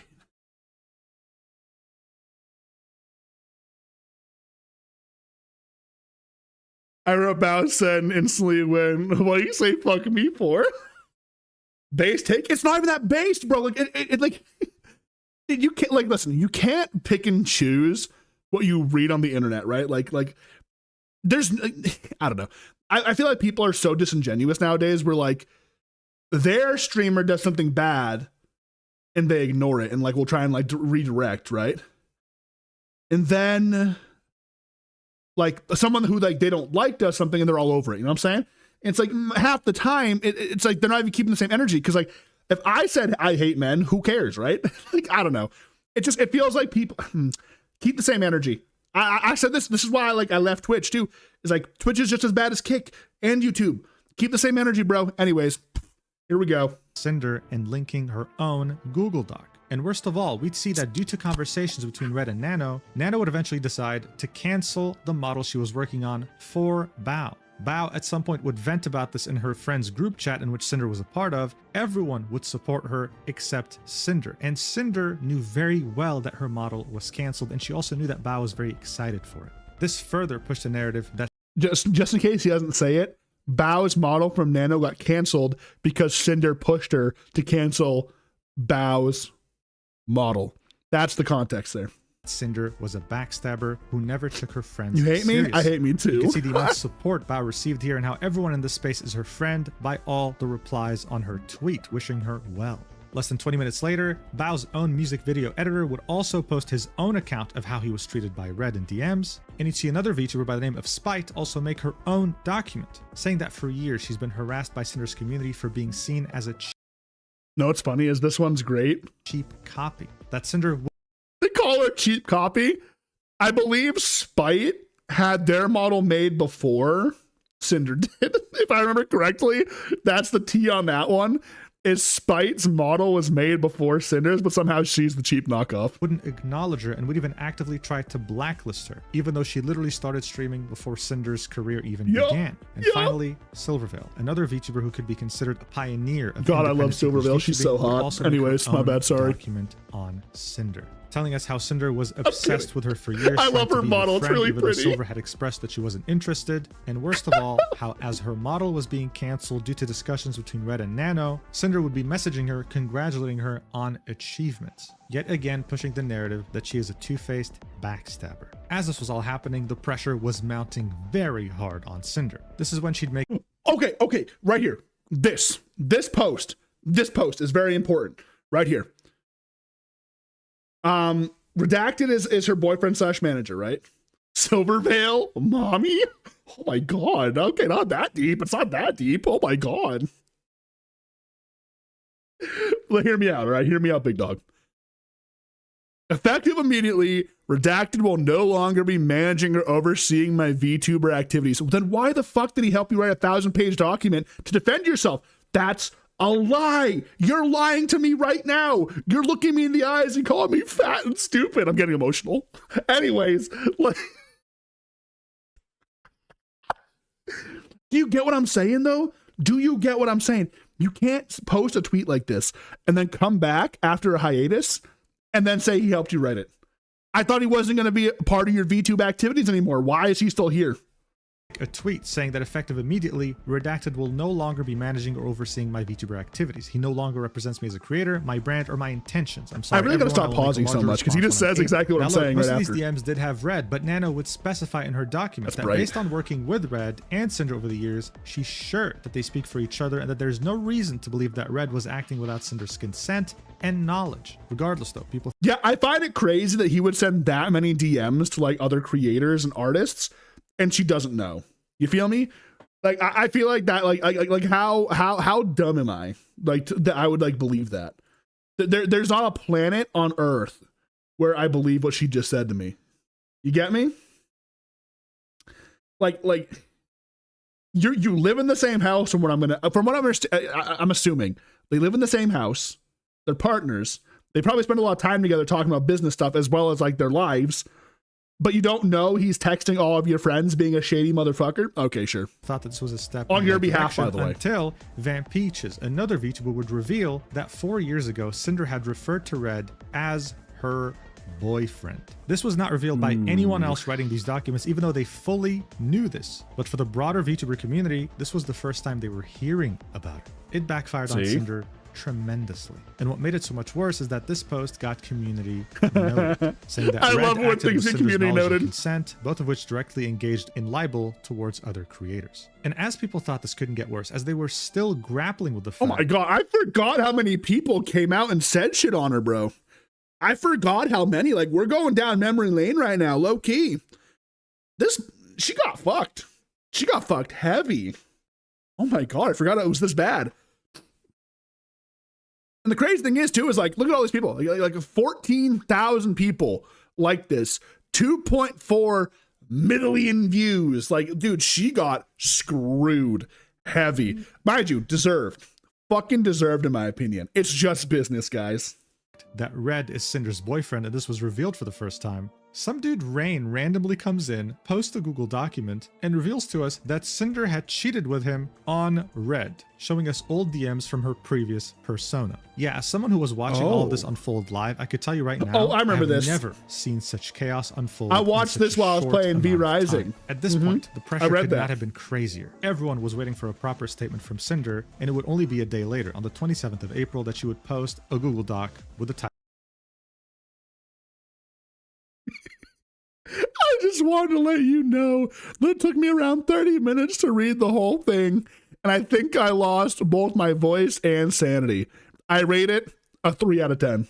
Title, My Apology. It would be clearly written in a rush during panic, and it was very bad, making the situation way worse. But don't take my word for it. Some of Cinder's closest, most loyal friends, everyone dogpiled themselves. Everyone who has known Cinder for a long time and worked with her as an artist would say, "I'm so disappointed. You have known Red since your college days and have a long-term relationship. How can you think it's okay to just put all the blame on him and pretend you didn't know what he was saying or doing as your manager? I don't."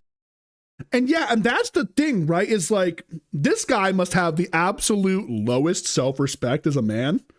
I'm just gonna say how it is.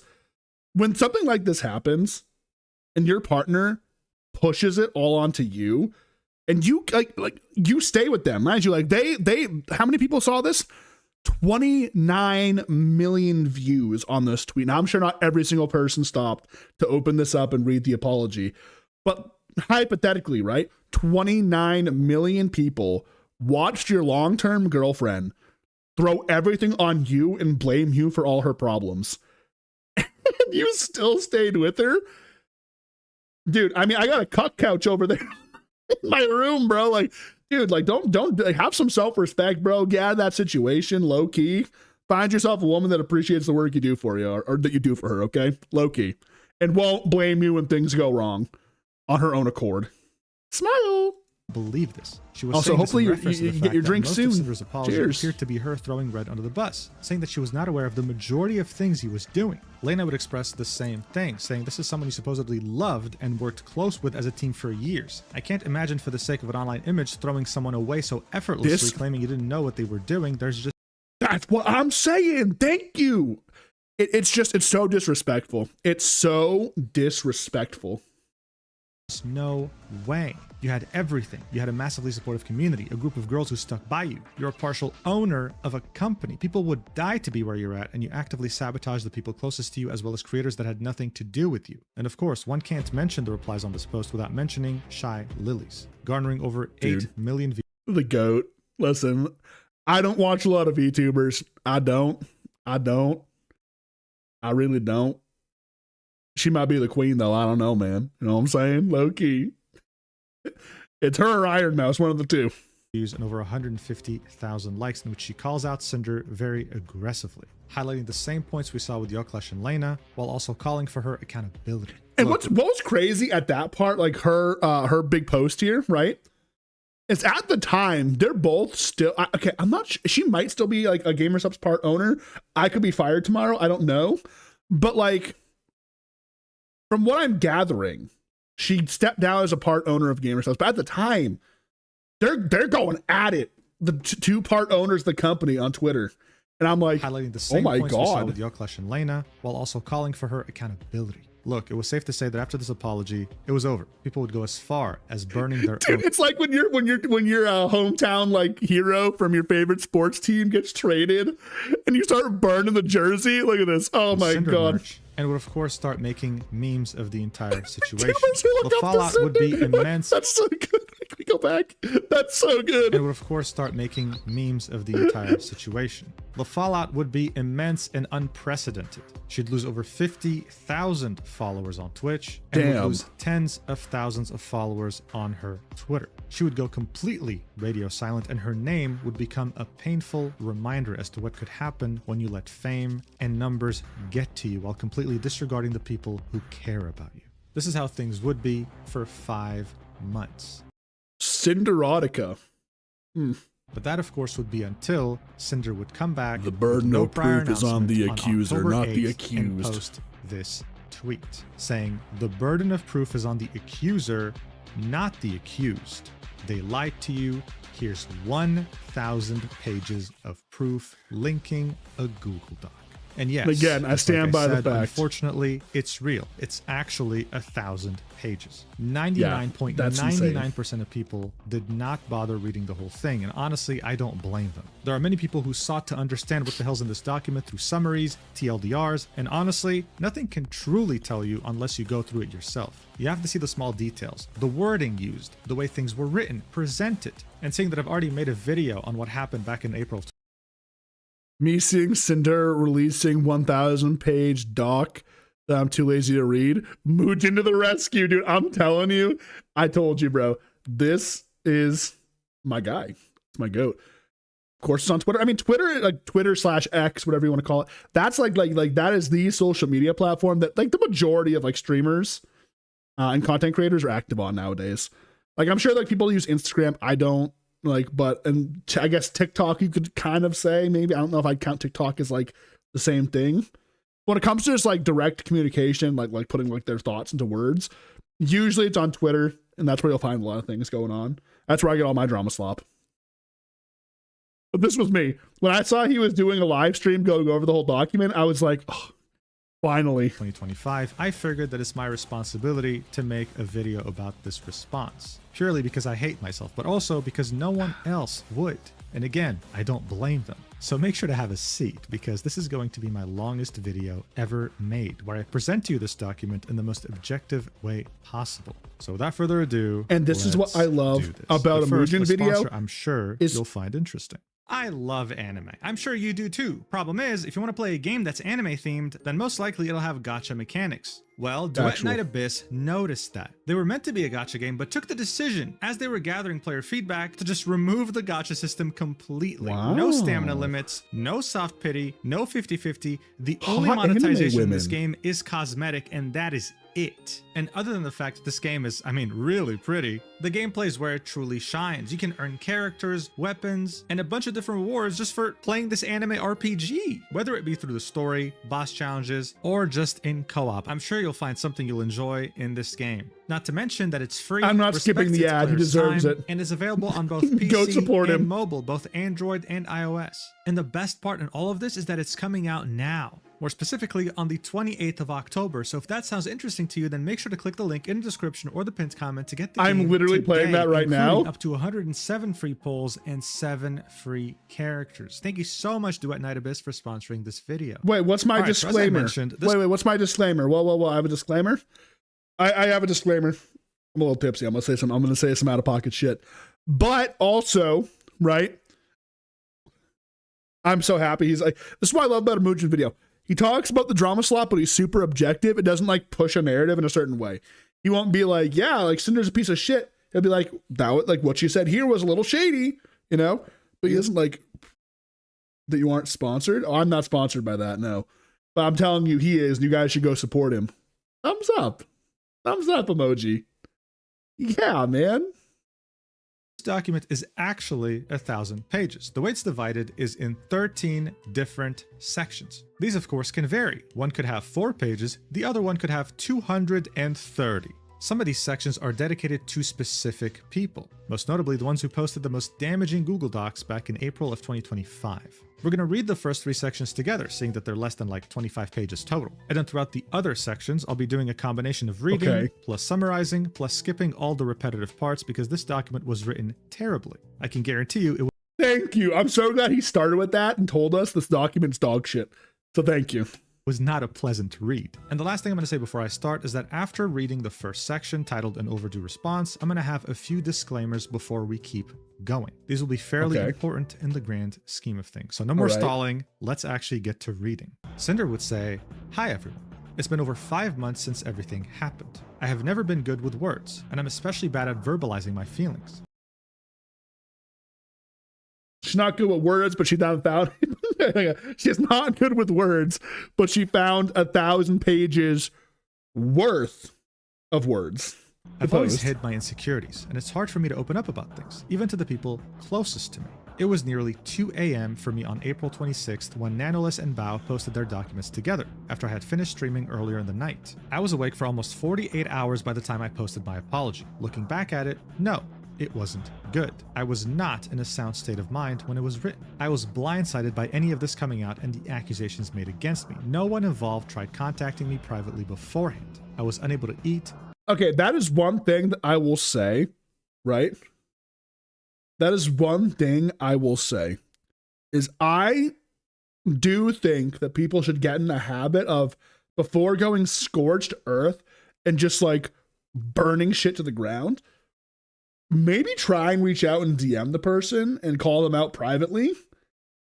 You know, like hash it out in private, because maybe there's a more amicable solution. Low key, I think that's a little bit better. I think that's something that's been. Hang on, we'll do this. I feel this is more positive. I feel like that's something that's gotten like so lost nowadays, bro. It's like people can't just like reach out in private and resolve their situations. You know. It's got to be this big spectacle for everyone to see. And like, is it something that we should see? Arguable, maybe. I don't know. But in reality, that is a fair point. No one involved tried contacting me privately. I think that's a fair point to note, that, you know, maybe they should have tried to reach out and contact her. That's one thing I'll give to her. Does it mean she's not a piece of shit? No, she's still a piece of shit, right? But There could have been more of an attempt. sleep, or do anything else On bullshit. Oh my God, you can't say that. but watch more documents and statements be released while everything fell apart. I didn't have Red, I didn't have my friends, but I had the weight of the entire internet waiting to see what I was going to say and how I was going to say it wrong. I didn't have access to search for all the evidence to defend myself with a growing list of allegations, and didn't have time to put it all together cohesively anyways. I was petrified. How could I possibly respond correctly to a coordinated effort like this in the state I was in without just blindly accepting fault for all the things I didn't do or never knew happened? I rushed to get something out, defend myself the best I could in the heat of the moment, and post it just so I could rest. No matter what I would end up saying, it would never have been good enough. But even like if that's true, right? Like low key, hear me out. You didn't have to say anything immediately. You could have made a post like, "Hey, I'm aware of what was said.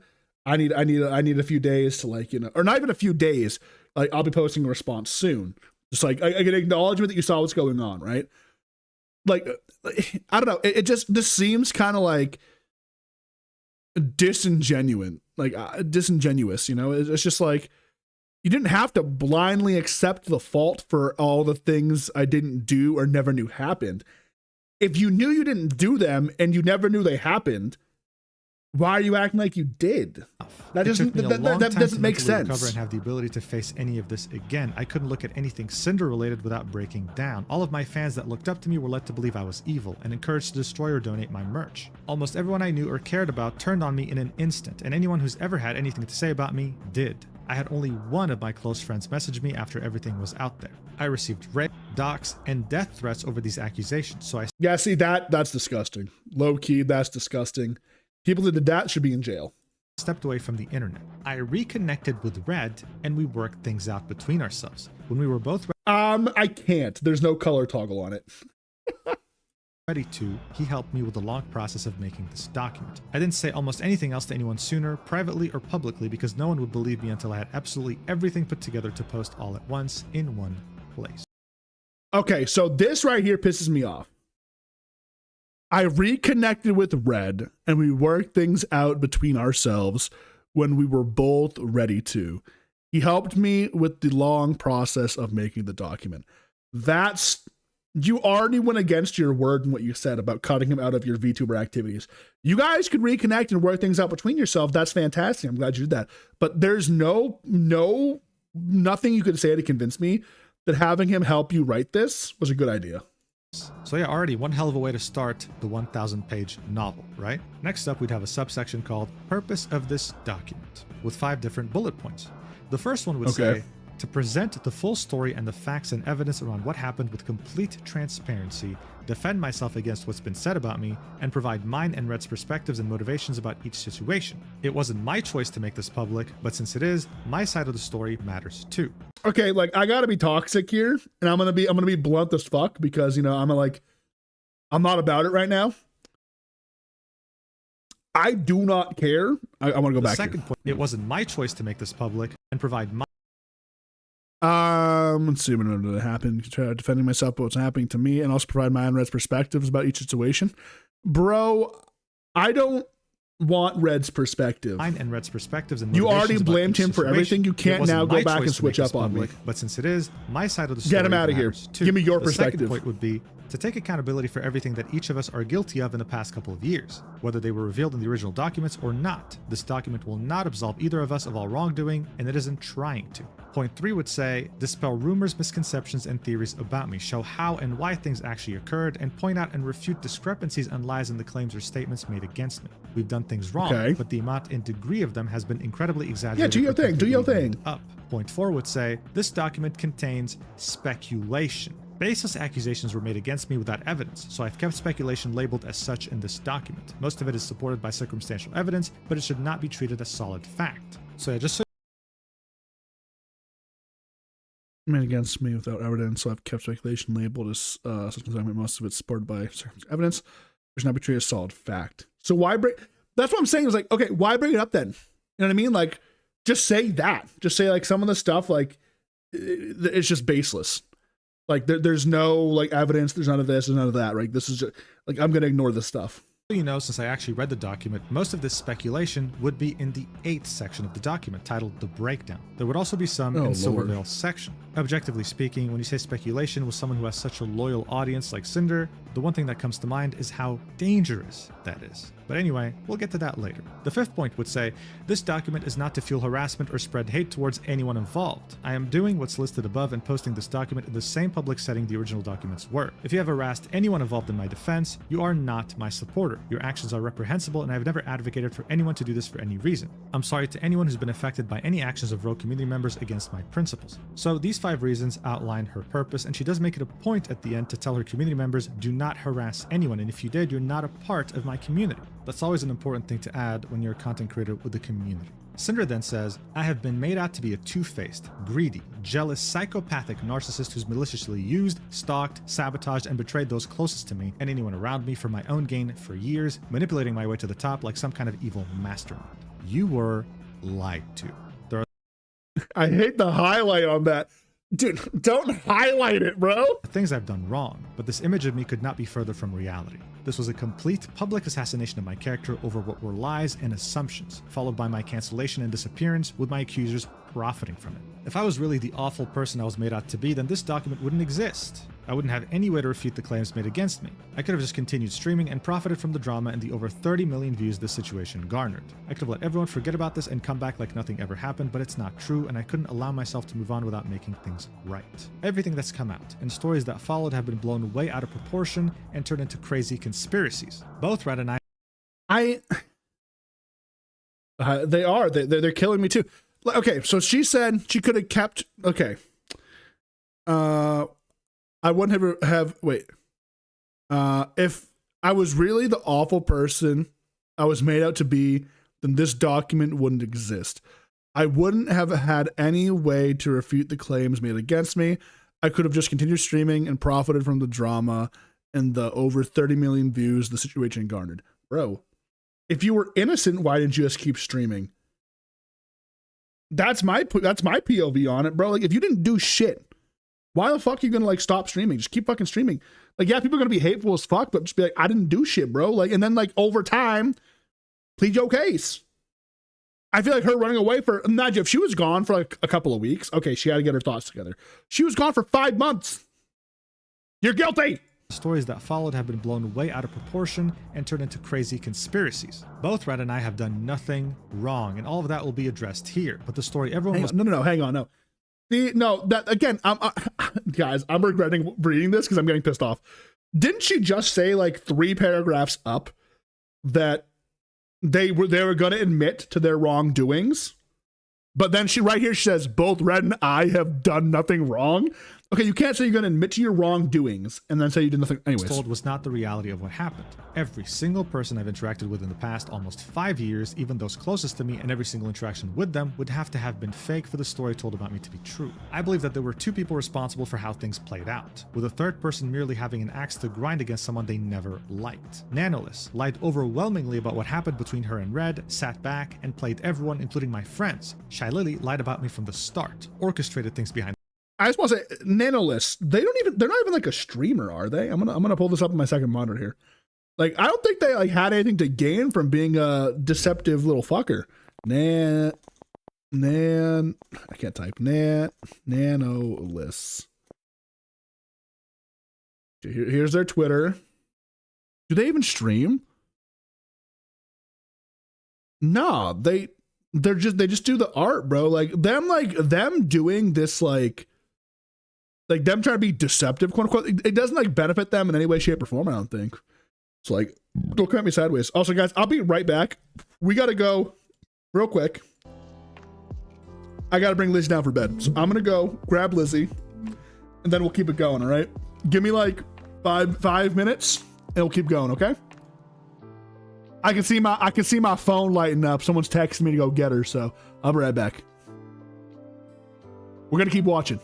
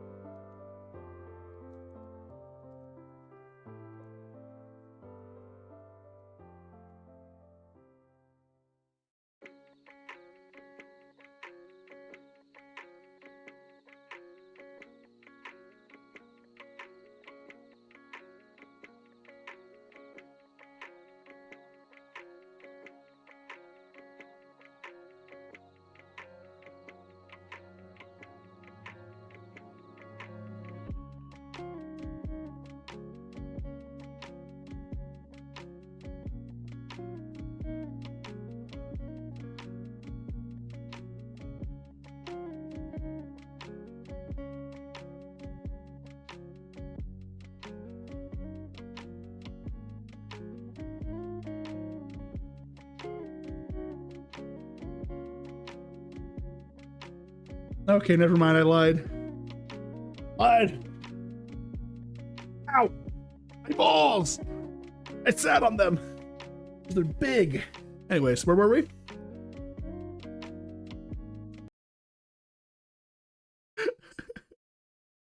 I got big balls!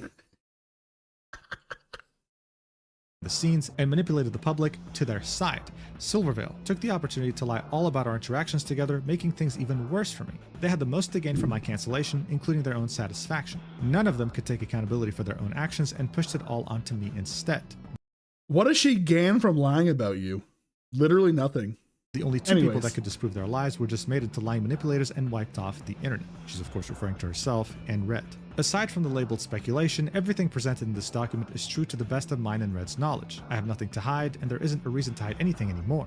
Wait, that's no, you can't say that. Aside from the labeled speculation, everything presented in this document is true to the best of mine and Red's knowledge. So, to your knowledge, you haven't verified this stuff. You're just assuming. You know what they say about assuming, chat? Do you know what they say about assuming? You know what they say? It makes an ass out of you and me. Anyways. Bulk of what's shown here was over the past 2+ years. Keep in mind that no matter who you are, opinions, thoughts, and feelings can change a lot over such a long period of time, for better or worse. I went back and forth on a lot of things to put in here, asking myself if I should just leave them out for the people I still care for, or keep them in for my own sake. No matter what evidence is included in this document, it wouldn't be surprising if it's claimed that even with all of the evidence, all of this is just me trying to lie, manipulate, and gaslight my way out of what happened, and that no one should possibly believe me again. To show that I stand by everything written here, and that I'm sorry for the things I've done wrong, I made a very hard decision. I'm giving up my part ownership position of Gamer Subs. That comes off so manipulative, right? It's not like, because she doesn't say like, I understand I've caused a lot of problems potentially for the company for being a part of it, so therefore I'm going to step away to like, you know, not give them any problems. You know, I appreciate them for the opportunity and this and that and blah, blah, blah. But instead it's to show what I stand by everything written here and that I'm sorry for things I've done wrong. This doesn't show me you're sorry. Like, it just comes off like you're like sympathy baiting. You're sympathy baiting with the fact that you decided to leave Gamer Subs. That's how I'm taking it anyways. You know, maybe you guys see it differently. Which if you do, that's fine. We are all entitled to our opinions, and I respect your opinion. To me, this comes off super manipulative. Like, yo, I'm out here low key trying to make you feel bad.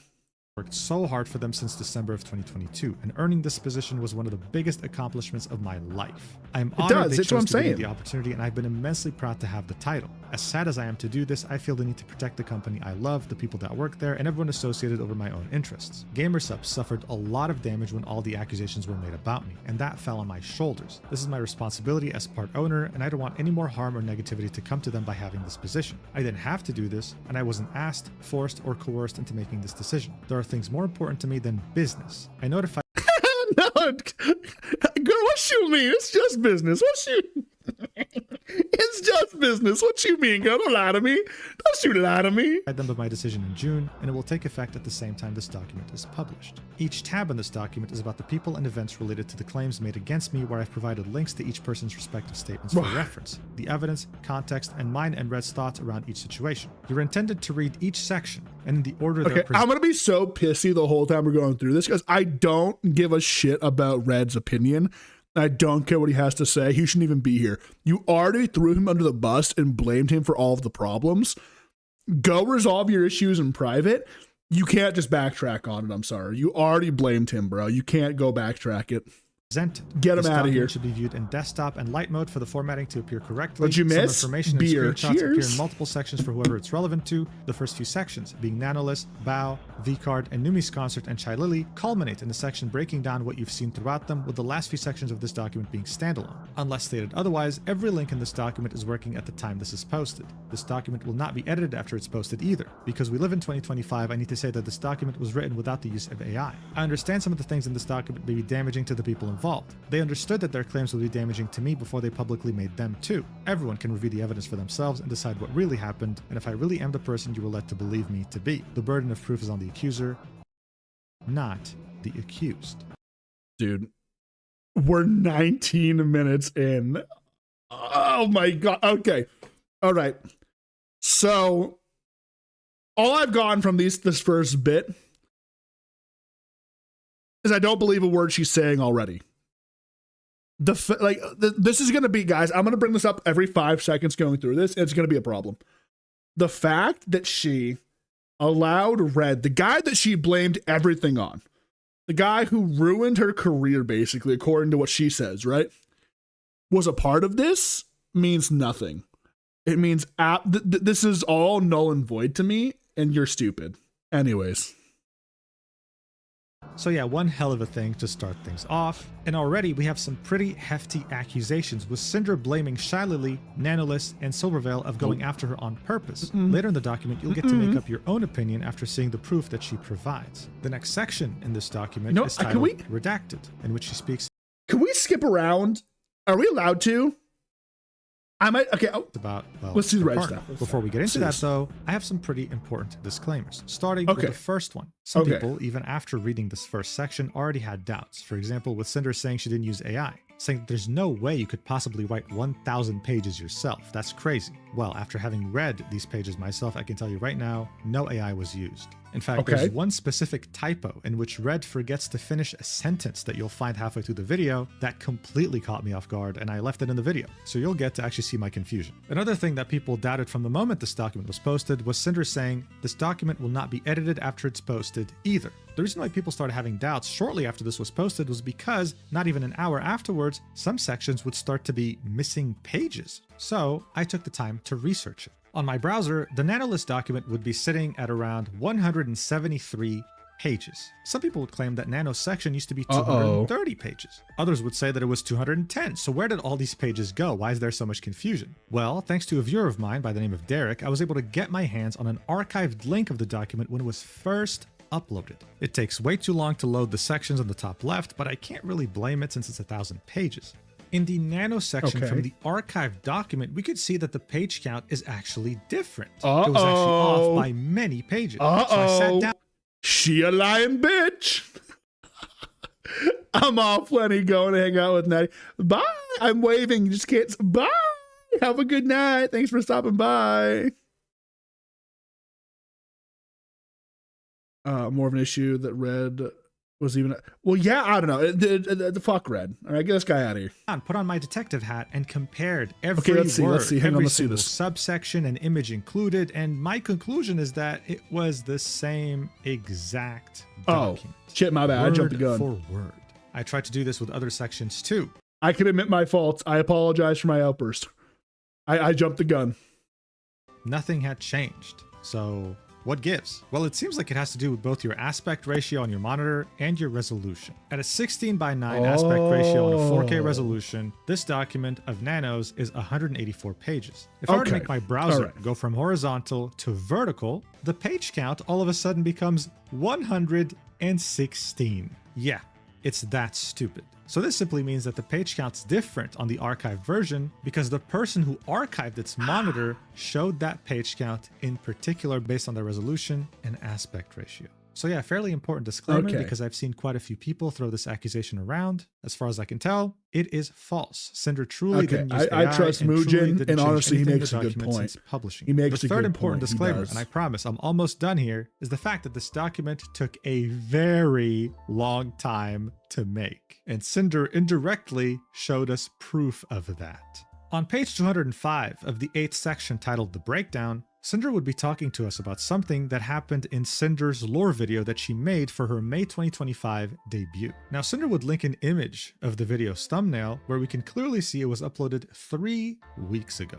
The video was uploaded on August 2nd, 2025, and Cinder had posted her Google Doc on October 8th, 2025. This means that we can confirm without any speculation that Cinder had worked on her document for at least 5 whole weeks. But honestly, I think it was way longer. That's because in this document, you wouldn't just have many different screenshots of DMs from very different timelines. You'd also have sections in which Cinder would go through past VODs of the people she's talking about, would link the exact VOD at the exact timestamp, would transcribe exactly what was said in that VOD, and would make a comment on it. This goes on for pages upon pages upon pages. All this is to say that this document took an incredibly long amount of time. If I had to guess, more than 3 months or around that time. It is an incredible effort to an almost worrying degree. And the final disclaimer I have to tell you as we head into the second section titled Redacted is the fact that, well, barely 5 months ago, the public was made aware that both Cinder and Red are together, but under the pretense that they're girlfriend and boyfriend. The reality, though, is that they're married as husband and wife. Oh. Now, I know this might... Oh, no.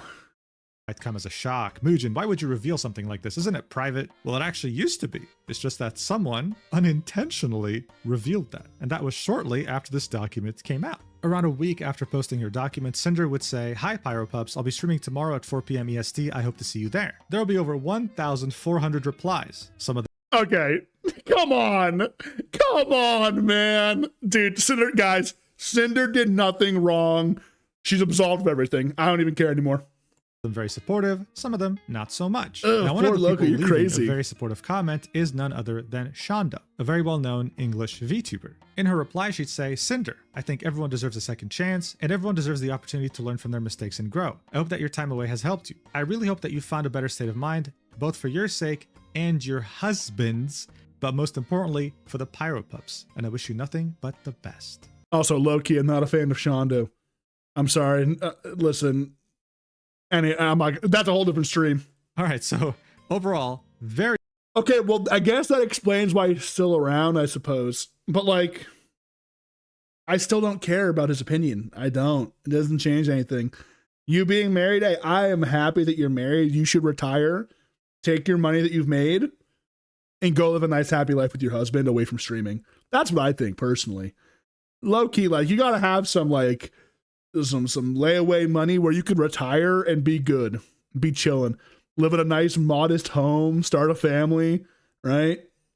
That's all I'm saying. Very wholesome, but I don't think Shondo knew that this was not public info. This was only known by some of Cinder's closest friends, which are now not her friends anymore. But I don't think Shondo did this intentionally at all. If anything, I'd be very surprised if she did. She meant well with this comment. Now, of course, I'm sure some of you watching will think to yourselves, maybe it was a mistake. But think about this. Take a step back. If you know two people are together, but you're unsure of their relationship status, you'd say, oh, they're partners. Or hey, they're in a relationship. You would never, and I mean never, refer to a couple as husband and wife unless you were 100% sure that was the case. Because why would you just say they're partners or in a relationship? So yeah, overall, very interesting revelation. Unfortunate that it was unintentional, but it is what it is, right? The cat's out of the bag.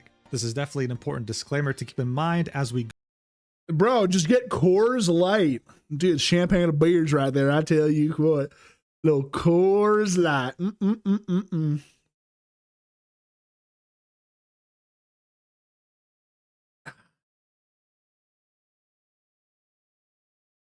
Go through this section because they're not just boyfriend girlfriend. They can't just break up on a whim, rum and right? coke. They're committed to each other till death does them part. This means that not only Red was in a relationship with her, not only was he her manager, but he's pretty much the person she committed to until the rest of her life. Does that make this section better? Does it make it worse? Up to you to decide. But for now, let's get to reading it. Cinder would say, Red helped me put this entire document together. We want to be upfront and honest that this was a two-person effort. His own commentary is present throughout it and is labeled as his and highlighted in blue. Red would... Now, why didn't they highlight it in red? Because now I'm going to put... I'm nitpicking. I'm nitpicking.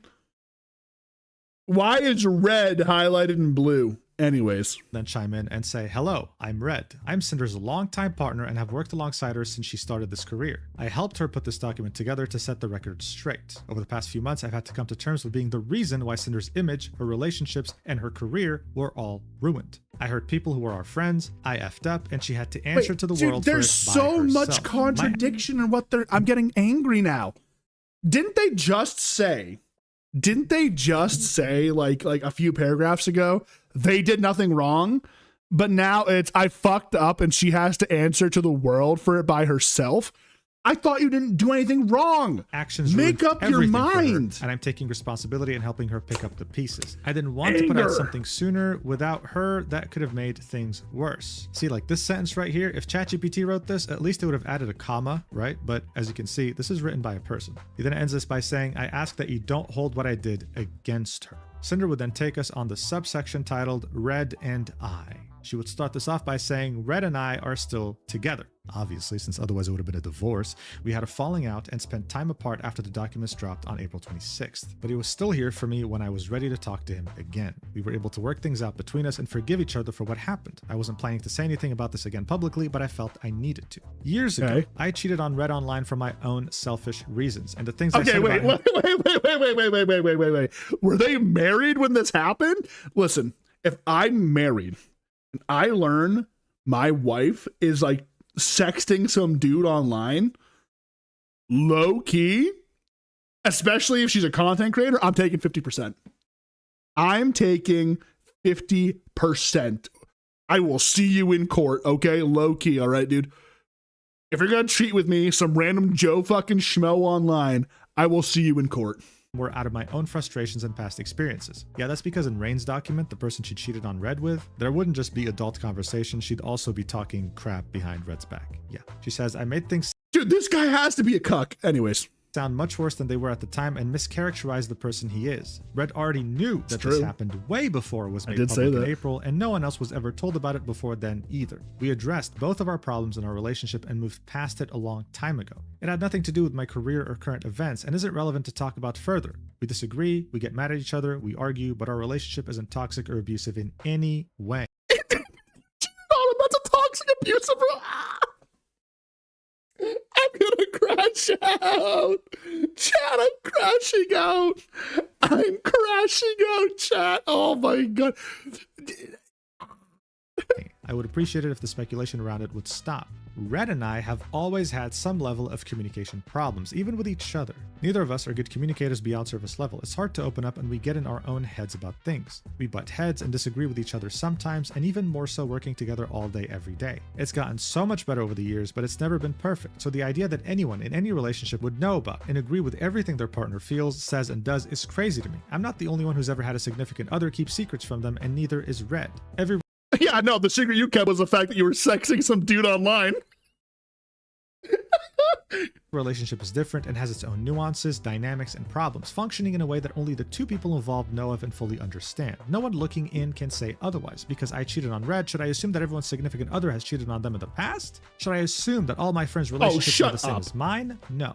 And for me to claim I know exactly how things work between any of them just because I'm their friend that sees them a few. Okay, dude, I'm not sure I can do this. I'm not sure I can do this. No way. Shut the fuck up, dude. Every relationship is different and has own nuances. Fact. True. Facts. Dynamics functioning functioning in a way that only the two people involved know of and fully understand. Okay. I can understand that. No one looking in can say otherwise. Because I cheated on Red, should I assume that everyone's cheated or that everyone's significant other has cheated on them in the past? Okay, that is so unbelievably insane to say. You are literally gaslighting the fact that you cheated to use it as leverage to make it so people can't like judge your relationship from an outside perspective. You are literally taking the fact that you probably sent your T-Taws and more to some random dude online.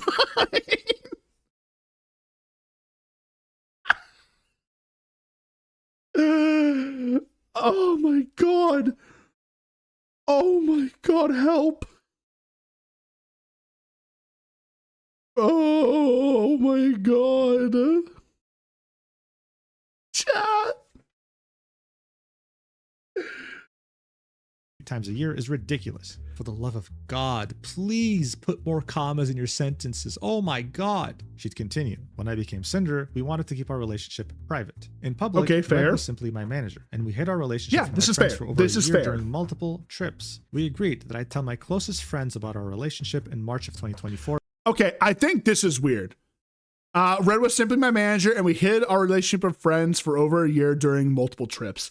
I think that's a little weird. I think like once it gets to the point where like you're meeting up with like coworkers, friends, IRL, you be a little more transparent with them and just say, hey, like, could you please not make this a big thing? I like, you know, this is my husband, you know, and we're here together. Right? Neither do I. All I am understanding is that she's so well aware of the fact that she's cheated, but she can't understand why people don't like believe her when they say their relationship is fine. You cheated. Cheating is the cardinal sin. You can't, mind you, you're married and you're cheating. Anyways. Because we felt we were close enough and trusted them enough to tell them. When we traveled, my friends saw us always close by each other and showing each other our work DMs on our phones, almost all the time from chats we were both in, instead of talking about things out loud to keep up with projects while away and to keep them private between us. It's easier to say, look at this, to keep each other on the same page rather than have a verbal conversation while we were around other people at almost all times while away. I mean, that's what fair. They saw at conventions or on vacations was all they saw. Only Red and I would have any idea how we worked together and acted around each other when at home. Well, obviously not, because he was texting your friends and causing problems for you. So you obviously didn't know how he was working around you. Can we stop, dude? Like, I lived with Red and his family from the summer of 2022 to the end of February 2025. I have never outright told anyone this, including my closest friends. We wanted to keep at least part of our personal lives private from everyone, even telling some people we lived apart. On stream, I've always said I lived with family friends and streamed in a basement. The basement part is true. It's where I spent the majority of my time and it's where I worked and streamed from. My career started there in 2021 with my ASMR. Red was the one with the PC, mic, and experience with content creation since it's always been his hobby. Bro, should I do ASMR? Low-key. I could do it. I could do it. I could be like, hey, Chad, what's up? No? Welcome to today's ASMR stream. Today we're going to be crashing out over the Cinder document in a silent way. Enjoy. I would go there more and more often until I moved. You know what I'm saying? Like, moved in when I became a full-time streamer. For most of my earliest streams with my PNG model, Red would be in the room with me, modding on a laptop and making sure things would run smoothly. He was there as my tech support since at the time I could barely play games, let alone understand how to use and fix OBS if something went wrong. We built my own PC and stopped needing him by my side by the time I debuted my first model in June 2020. low key, what if like she was doing an ASMR stream, right? She's chilling. Bro, she's chilling, she's doing an ASMR stream, she's talking, and then you just like hear in the background like a it's like a little like reverb too, and it was Red trying to let one go quietly, but it slipped out too hard. You know, maybe he's like sitting there modding, he's like doing like the soundboard shit, like making sure everything's good. But he has a little toot that he's got to let out, and the mic just picks it up in the background. So everyone thought Cinder just ripped ass. I'm sorry. I'm like making up a story in my head here, bro. Starting sometime last year, my streams kept disconnecting and we couldn't figure out why. This was going on for months, and no matter what we did, it kept happening. We thought there could be something wrong with the internet there that we couldn't fix, so as a last resort, my parents and I made space for me to move back in with them with my entire stream set up in February. We were able to fix the problem, but it ended up having nothing to do with the internet at all. I've been working and living here since, separate from Red. The reason why— You know what's kind of crazy to think about is a VTuber as successful as her, as of February 2025, is still living with her parents. Now, it might be like a choice to do that, but like, is it also potentially a sign of how bad the housing market is in the United States? Hands up, caught emoji. I'm revealing all of this now is because we could have easily gone through each other's DMs whenever we wanted in those 3 years, but we didn't. It's not like we never showed each other our messages directly. We did, all the time. But we didn't comb through each other's DMs at the end of every day to read anything we may have said. And I don't know anyone who'd say that's normal to do. We could just tell each other things that happened, and that was that. I never felt the need to look over his shoulder to check on anything and everything he was saying and to who. We trusted each other, and he's always had my best interest in mind. Oh, did he have your best interests in mind when he started telling Nanolist to stop doing work for your friends? Caught emoji, hands up. Can we skip this part? Can we skip around? Can we go to the bow and like can we jump around a little bit here? I don't think I can sit here and listen to all this. Low key, I'm getting like physically disgusted reading this because it all comes off so fake. You know, genuinely so fake.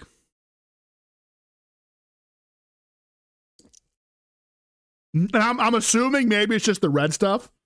Listen, I'm a big anti-cheater person. I think if you cheat, there's no coming back. So,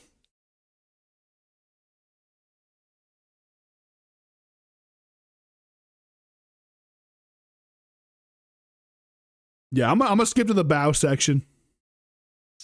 Alright, so here's the deal. As I mentioned, there's 13 different sections in this document, and we just went through the first 3. In the first section, Cinder would say, you're intended to read each section and in the order they're presented. Dude, she just called me out. Oh my god. Bro, there's no way she called me out when I jumped dude, low key. Guys, she's innocent. I'm gonna say it. She's innocent. I think we're in the wrong, you know, guys. Sometimes you need to turn the other cheek. Cheating is okay. It's fine. All right. Cheers.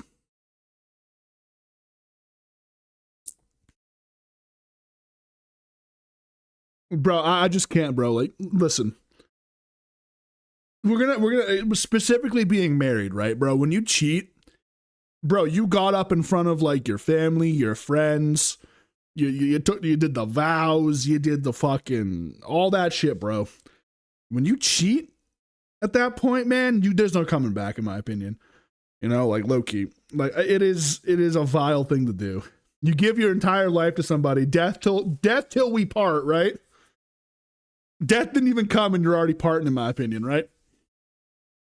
It's just not cool, bro. It's not it. It's not it.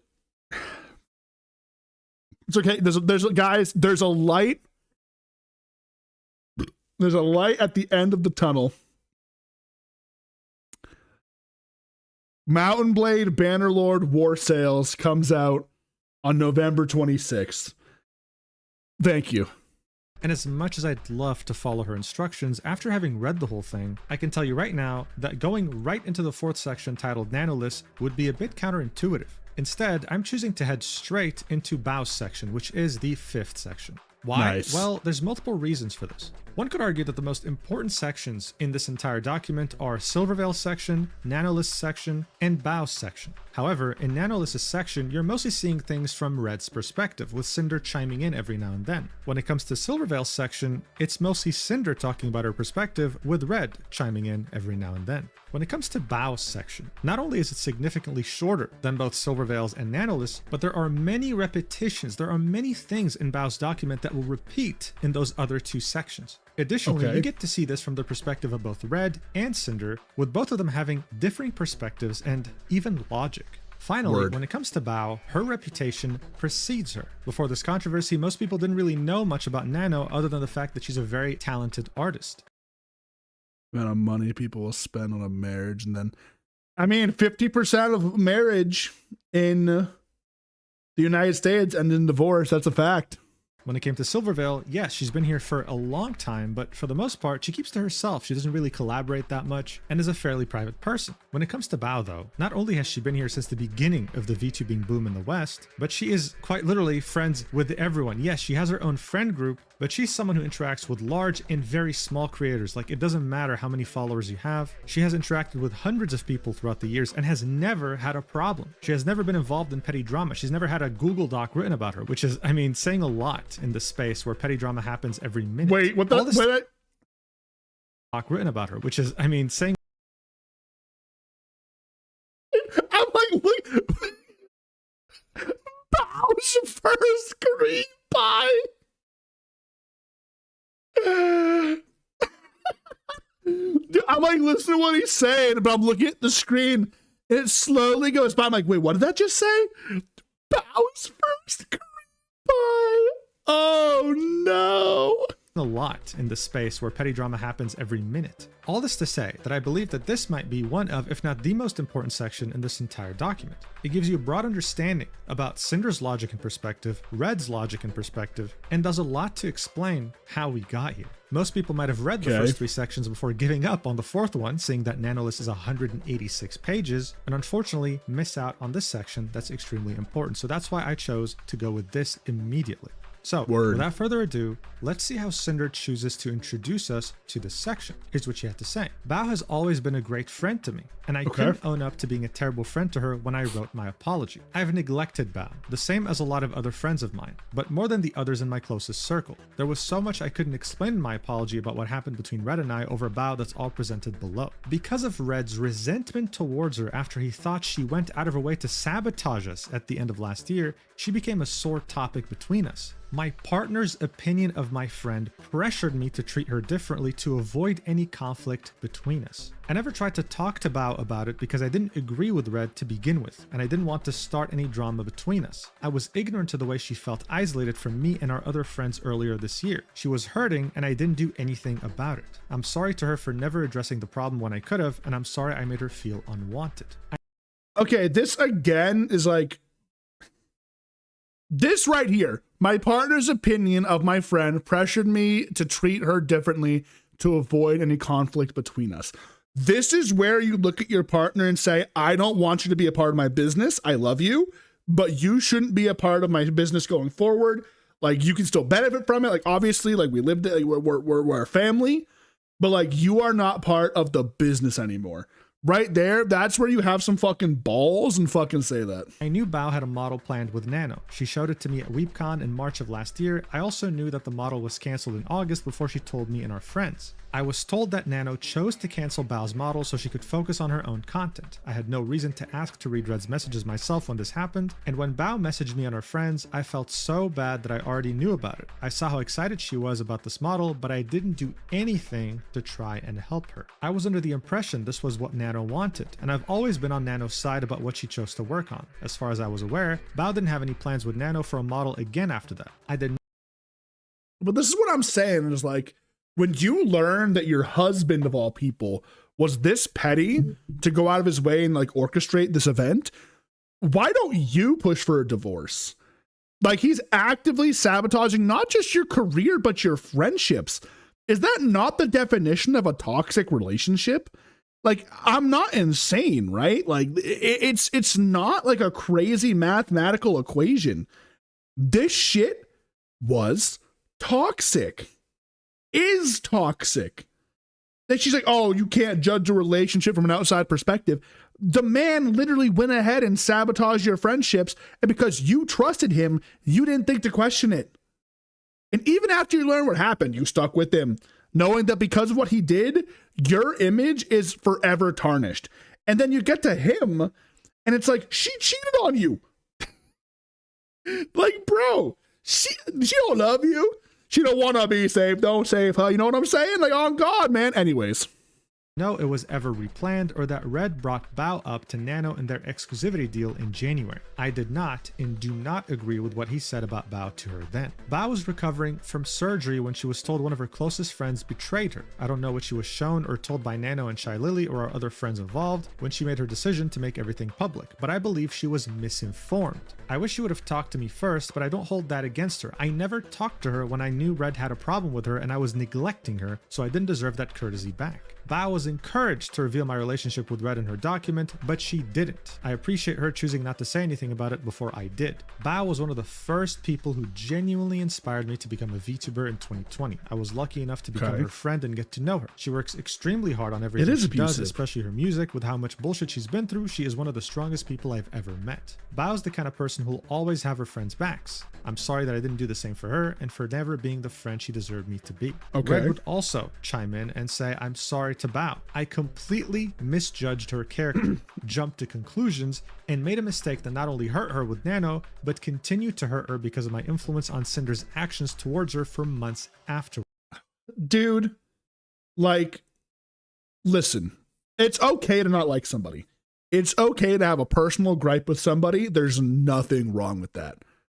But when you go out of your way, in this case, in a business perspective, to take your personal opinion, when it's not even asked for, mind you, and push it onto the other person in question, that's a problem.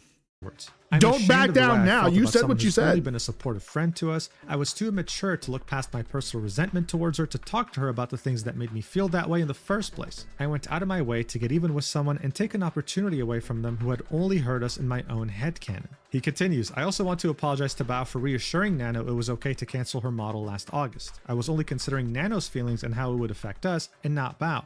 I am sorry. Cinder would then speak again and say, below we've laid out anything Red or I have experienced with or related to Bao that are relevant to everything that's happened. This includes conversations with our mutual video editor, Red's conversations with Nano about Bao's model, our real life experiences, and the production of Boss Rush's music video with Sakamore leading up to what Red told Nano in their exclusivity deal. Alright, so for an intro, this is already very loaded. If we take Cinder's word for everything here, she makes herself out to be a victim. Someone who was forced almost to be a bad friend to Bao because of her partner's opinion of her. This of course ends up making Red look even worse than he already was. And I think it's safe to assume that if someone were to write this experience on like Reddit, seeking some sort of advice, the top comments would probably say, leave him immediately or something. Thank you. Oh my God, dude. Like, I don't even need, like, I listen, for once, I didn't pause and let Mugen talk. It's insane, dude. It is insane to me that you didn't file for a divorce. One of you, either when she cheated or when he ruined your entire life, you know? Like, listen, this is what I'm going to say. Something bad happens, right? and like you did something wrong and you get canceled. You make up some bullshit lies and excuses and apologize and then try and move on. You come back to streaming and knowing that nobody's ever going to want to interact with you again. Like, you'll keep your viewership, you'll make money, but like, you'll never have friends again in the streaming community. No one's going to want to collab with you. No one's going to want to work with you. You know, your viewers are just toxic psychopaths who you could do anything and they'll never hold you accountable. Isn't that such a depressive way to live your life when it comes to streaming? To know that like you are going to spend the rest of your streaming career living in the tiniest bubble where, yeah, you'll make money and you'll have like a career, so to speak, but it is the most hollow existence in streaming. You feel me? Does that make sense?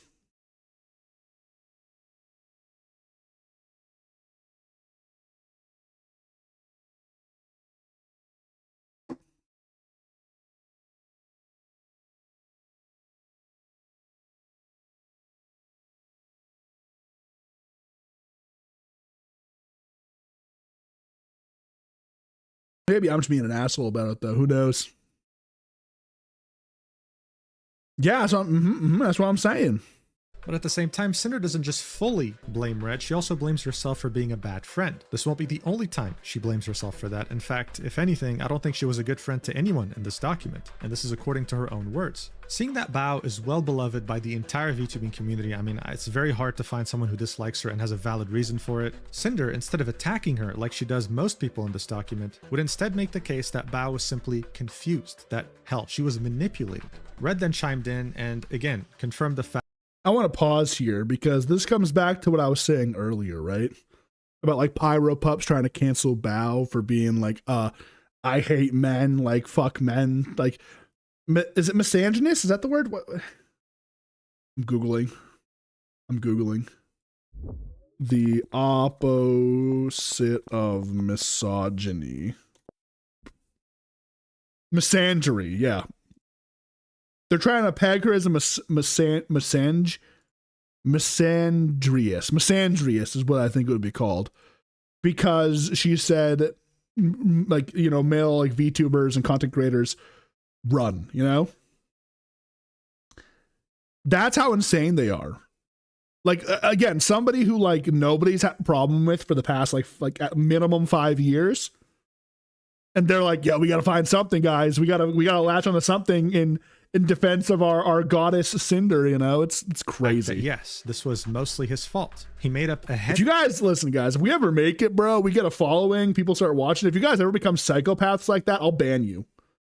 Low-key, I see somebody on Twitter post some psycho shit defending me on something dumb I did, I'll ban your ass, low-key. Canon in his mind and convinced Hold me himself that accountable. Bao was an enemy and tried repeatedly to sabotage her, even doing his best to sabotage her friendship with his life. What comes next is something that would happen on the 30th of September 2023. Red would ask Cinder's video editor about working with them exclusively. This would happen 2 weeks after they saw that this editor had worked with Bao on something else. Cinder would admit that she took this personally when she shouldn't have, saying that she thought that it must have been because her content wasn't good enough, or as good as Bao, or maybe that she wasn't paying the editor enough. She does take the time to specify, though, that she was upset, but not specifically at Bao because she was her friend. Red, on the other hand, wanted this editor to do more for them in general, so he wanted to ask about them becoming exclusive for that reason. He'd go ahead and ask how much they'd be wanting to be paid to be exclusive, and the editor turned him down. Cinder claims that both her and Red were satisfied with their response and accepted their decision, and she managed to get over her insecurity and was happy that this editor was supporting her friend. She then claims that this was the only time she has ever perceived Bao as competition, but it didn't affect how she treated her. This was all a larger version of what she had included in her initial apology back in April 2025. In the next page, we can see the DMs between Redacted and the editor, and if you're interested in reading them, you can pause the video. After this, more than a month would pass by, and that would be when Red would discover that Nano was going to work on Bao's model. In the DMs, Red would be asking Nano, hey, do you have a lot of models lined up? Nano would say, quite a few. Does it have to do with the project? Red would say no, it's not for the project, he was just wondering, because he knows that she's working on a model with Blank and Silver, and one of his contacts at Mythic Talent, his agency, said you would be working with one of their clients soon. So we can see here that Red always made an effort to see who Nano was working with. This is something that you'll see multiple times, not just in Bao's section, but in other sections too. We've seen this, I think. I think we've seen this. I don't know. Like, why even ask this? Like, if you want a project done, just wait in line like everybody else fucking does, bro. Like, shut up. And by this point, Nano was used to it. She would just show him her entire list of clients that was upcoming, and Red would reply with, oof. Red would add a comment in the document saying my oof reaction in the screenshot was due to the number of projects she had on her to-do list, not about who was on it. This was the first time I had seen Nano would be working with Bao on a model. In the next set of DMs, Red would be asking questions about Bao's design to find out if it would be compatible with Boss Rush's theme. This would be a group song project that Cinder would produce later on, right? At this point, it was just an idea, according to Red. This was probably because they were thinking of including her in it. The last DMs of this conversation on the 17th of November 2023 would be Nano rethinking her wait list. Red would respond,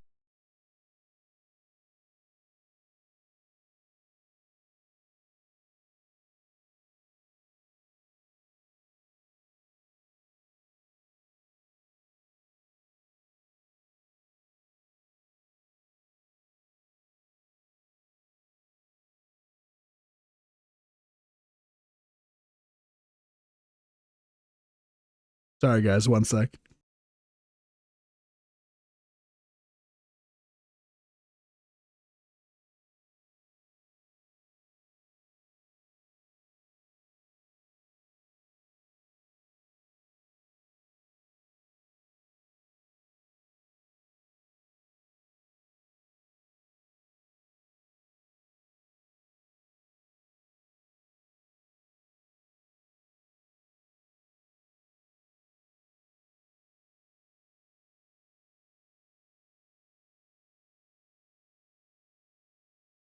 Sorry, Lizzie came down. I was saying hello. with, hey, if you want to clear up your schedule for more work with us, I'm not going to stop you. But would then say, I don't know for sure right now, but I think you maybe should keep Bao, big maybe. And that's all I'll say. To which Nano would reply with, oh yeah, really want to work with Bao. Redacted would say, are you designing Bao's model? To which Nanolist would say, not sure, didn't get into specifics yet since it's planned for June 2024. Red would say in the document, I thought Nano should keep Bao on her list because she was Cinder's friend, but I didn't want to take a solid stance on it if Nano was thinking about removing her herself. Nano said here she really wanted to work with Bao. A couple days later, Nano would DM Red, asking, by the way, since you got plans, aka projects that they want to work with Nano, do you think it would be best for me to have Bao's model done sooner or around June is okay? Red would say, I really don't know at the moment. Then he would detail all the stuff they're working on with Cinder, and Nano would say, maybe having it done sooner so whatever happens later, I'll be open for it. In the document, Red would say, Nano asked me when she should have Bao's model done. Nowhere do I say she should cancel it. Nano suggested she may get it done sooner than June. A few months would pass by, and all of a sudden, we're at WeepCon 2024, more specifically, at the end of March. This is when Bao would show the model that Nano was working on to both Red and Cinder, showing a lot of excitement. Another few months would pass by, and in July 2024, Bao would message Red about doing a cover of She-Wolf with her for her Halloween cover album. Cinder would specify that this was the first and only time she went to Red specifically in their DMs to plan something with her. She would first tell Red that this song would be a duet. In the DMs, Red would say she's streaming, but I'll ask her. Some miscommunication would start to take place. 8 hours later, Bao would say, do you mind asking Cinder if she's down sometime soon? If not, let me know so I can let Numi know it'll just be us two. Red would say, I think she's down. She said you could have just messaged her, but then would ask, is the song just you and her, or is Numi doing it too? 3 days later, Bao would message Cinder to add her into the project server for the song, and Cinder would express confusion, saying, wait, I thought it was just the two of us. Maybe Red didn't tell me everything. Why are you saying that? Well, what? Did I miss something? I told Red that if you didn't want to join, did I miss something? What'd you say that you warranted that? I don't. What? Then it'll just be me and Numi instead. Now look, throughout these 1,000 pages, sometimes you'll have Cinder or Red talk about an event like this without adding more context and just moving on to the next event. I'm here to tell you though that this will be important later on. For now though, I can definitely see how confusing it must be to have just this simple misunderstanding between friends be aired out like this. Things like this could definitely discourage someone from continuing to read. But don't worry, because now things truly do get spicy. Shortly after this, literally just a few days after being added to the project server, the first DMs between Red and Nano leading up to Bao's model cancellation would begin. More specifically on the 23rd of July 2024, when Red would ask Nano if she knew when Bao's model was going to debut so that they could plan their schedule around it. As you might Okay. remember, it was meant to be done by June of that year, and they saw the early design in March when Bao showed them at WeebCon. Okay. When Red would ask when Bao is meant to debut her model, Nano would reply she planned for Valentine's, so February 2025. This was more of a 6 months delay on the initial release date.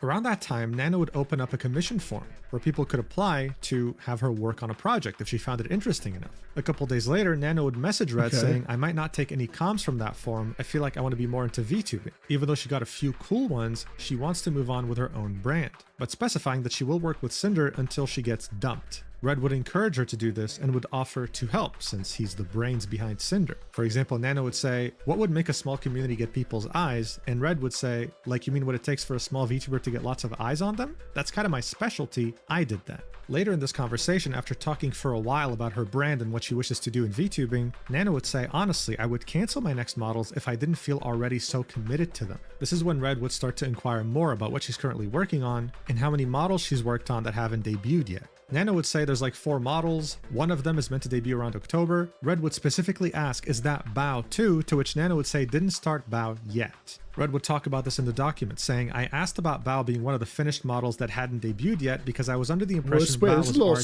saucy. done. Hang Nano on. told me her model wasn't even started. Me saying to her, we'll find a new mama for being busy was a joke, like earlier in the conversation when I joked about firing her. Now look, this was a fairly long conversation that would stretch into the 26th of July, but that would be when Nano would ask Red, do you think Bao would kill me if I cancel with her? To which he'd reply, no, but she'd guilt trip you 100%. But if that's best for you, then I think you should. Nano would admit, I'm very guiltyable, to which Redacted would say, I mean, the sooner you don't have model work, you can work on your own debut and stream stuff. And Cinder and I can help you out. Okay. So I'm not telling you to cancel her model, but it sounds like that'd be best for what you want to do. Nano said, I'm a little confused where this is going. Bye now. Thanks for hanging out. Enjoy the rest of your night. yeah, I'm thinking about it. Red says, is Bao the last of the 3 you still have to do? To which Nano replies with, yep, got blank too, which I'm considering canceling too. In the document, Red would describe this as, out of nowhere, Nano asked me, do you think Bao would kill me if I cancel with her? She was already considering canceling it on her own. This was a huge difference from how she felt about Bao's model last November. Linking the message in which Nano said, oh yeah, I really want to work with Bao. Red would continue his explanation, saying that he told Nano to do what was best for her, and that he and Cinder would gladly help with her streaming. He'd then add from his friend, and I didn't have any problems with her back then. My opinion of how she could respond to Nano canceling on her doesn't.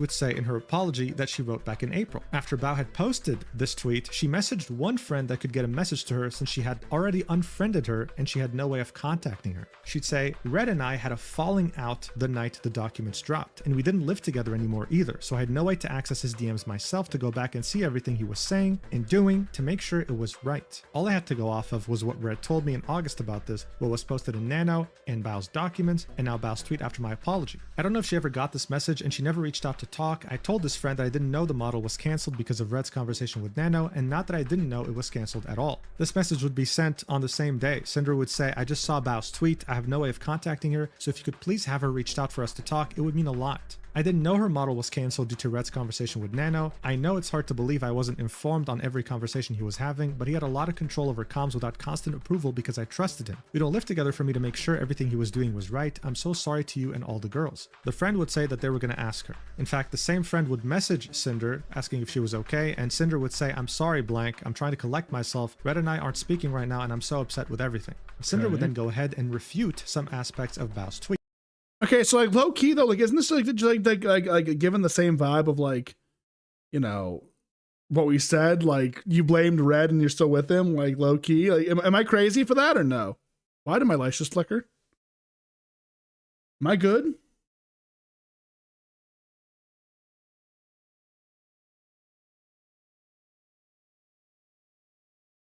Uh-oh.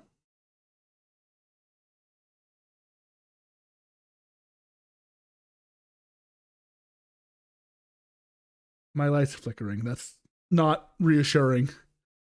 I guess it's windy outside, so.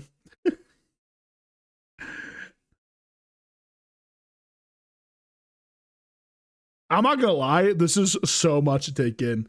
Low key, this was a bad idea. It's so much.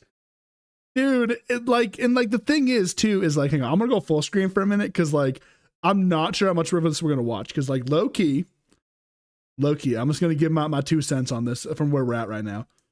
Because I think I am gonna wrap up here in a little bit, in a few minutes, right? But I just want to give a quick opinion real quick. Low key, all right? Because this is all really fucking dumb to me, bro. From everything we've seen, it just feels like all that was lacking was some context, right? We didn't need 1,000 pages, you know? From like what I was trying to gather there with the Nano thing, Nano might have been a little disingenuous with what she said, right? Because it doesn't seem like Red like told her she should cancel. She mentioned that she was feeling like she wanted to cancel, but then Red pushed her to do it. That's what I'm gathering, right? So like she had thought about it and had discussed it, and then he was like, I'm gonna hop on this train and push it heavy. Like, dude, this shit is so crazy to me, bro. I love the VTubing scene for how toxic it is, but all I'm thinking about is Mount Blade Bannerlord, low-key. So I think tomorrow we're gonna start a Bannerlord campaign on stream. I think low-key that's the play for the night, dude. We are gonna play Bannerlord tomorrow. I just want to do a Bannerlord stream, start a campaign, and see how it goes. And see if you guys like it or not.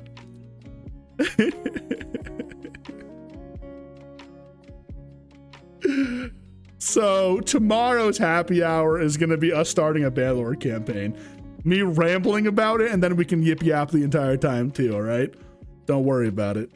But yeah, this is just way too much of like an investment, you know what I'm saying? And it's just like I don't care enough to actually like try and care. Does that make sense or no? I don't know. But I'm going to head out of here for the night, guys. I'm going to go chill. All right. I haven't even eaten dinner yet. I'm starving. I'm so hungry. So I'm going to get some food. But I'll see you guys tomorrow night for another episode of Happy Hour. All right. We're hitting our Bannerlord arc. It's going to happen. You guys are going to love it. We're going back to the good old days. All right. My old man hours. All right. You guys enjoy your evening. I appreciate y'all very much. I'll talk to you soon, okay? Enjoy your night.